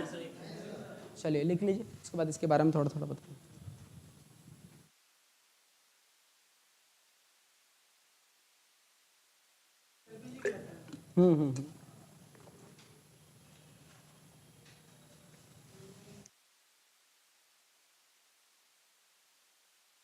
हो गया? अब थोड़ा सा ध्यान दे देंगे, तीनों वर्ड्स का मतलब सीख लेंगे क्या होता है। उदारवादी का मतलब आप लोग जानते हैं क्या होता है। उदारवादी का मतलब यह है कि यदि हम मिश्रित अर्थव्यवस्था हैं और सामाजिक अर्थव्यवस्था का कोई कंपनी हमारे यहाँ आएगा तो हम उसको मना नहीं करेंगे, या साम्यवादी अर्थव्यवस्था का कोई कंपनी आएगा उसको हम मना नहीं करेंगे। अर्थात उदारवादी का मतलब यह होता है कि हम किसी भी विचारधारा के हैं, यदि कोई और विचारधारा का, मेरे विपक्ष का व्यक्ति भी, मेरे विपक्ष विचारधारा का व्यक्ति भी यदि हमसे बात करना चाहता है तो हम उसको नाराज नहीं करेंगे। नॉर्मली इसका मतलब यही होता है। दूसरा है निजीकरण। निजीकरण का मतलब ये हुआ, निजीकरण का मतलब ये हुआ, प्राइवेटाइजेशन का मतलब ये होता है कि यदि आप, अभी तक हम क्या कर रहे थे, कौन सा अर्थव्यवस्था थे? मिश्रित अर्थव्यवस्था। मिश्रित अर्थव्यवस्था में सारी चीजें क्या थी? सरकारी थी। अब हमने प्राइवेट कंपनी को अलाउ कर दिया कि तुम आओ हमारे यहाँ काम करो, लेकिन हमारे नियंत्रण में, अर्थात सरकार के नियंत्रण में। तो हमने प्राइवेट कंपनी को अलाउ कर दिया कि तुम आके हमारे यहाँ काम कर सकते हो। और वैश्वीकरण का मतलब ये होगा कि अब हम अपनी टेक्नोलॉजी को लेके दूसरे देश में जाएंगे और दूसरी देश की टेक्नोलॉजी लेके हमारे यहाँ आएगी, यानी विश्व स्तर पे हम अपना लेन देन करेंगे, एक्सपोर्ट इंपोर्ट करेंगे। बंद अर्थव्यवस्था खत्म कर दिए तो खुली अर्थव्यवस्था में क्या करेंगे? हम भी दूसरे देश में जाएंगे और दूसरे देश का लोग भी हमारे यहाँ आएगा। ठीक है, तीनों का मतलब समझ गए। मुख्य रूप से खुली अर्थव्यवस्था का मतलब ही एलपीजी होता है, लेकिन इसको कहा जाता है कि एलपीजी कौन से औद्योगिक नीति में आया, तो कब बताएंगे मित्रों? 1991 में। और सुनिए, ऐसे 3 4 5 क्वेश्चन जरा ध्यान से सुन लेंगे। भारतीय अर्थव्यवस्था उदारवादी अर्थव्यवस्था कब बनी? 1991 में क्वेश्चन आता है। दूसरा बात, भारतीय अर्थव्यवस्था को खुला अर्थव्यवस्था कब घोषित किया गया? 1991 में। भारतीय अर्थव्यवस्था में निजीकरण की विधि कब लाई गई? 1991 में। भारतीय अर्थव्यवस्था वैश्वीकरण की तरफ कब बढ़ा? 1991 में। सारा क्वेश्चन आएगा, अलग अलग वर्ड देगा, तो आपको ऐसा नहीं है कि गड़बड़ करना है, ध्यान रखना है ना। वर्ड अलग घुमाए तो भी आपको क्या करना होगा? समझ जाना होगा, है ना। चलिए आज के लिए बहुत बहुत धन्यवाद, फिर मिलेंगे हम लोग नेक्स्ट क्लास में। चलिए, अरे बहुत बहुत बस बहुत बहुत धन्यवाद।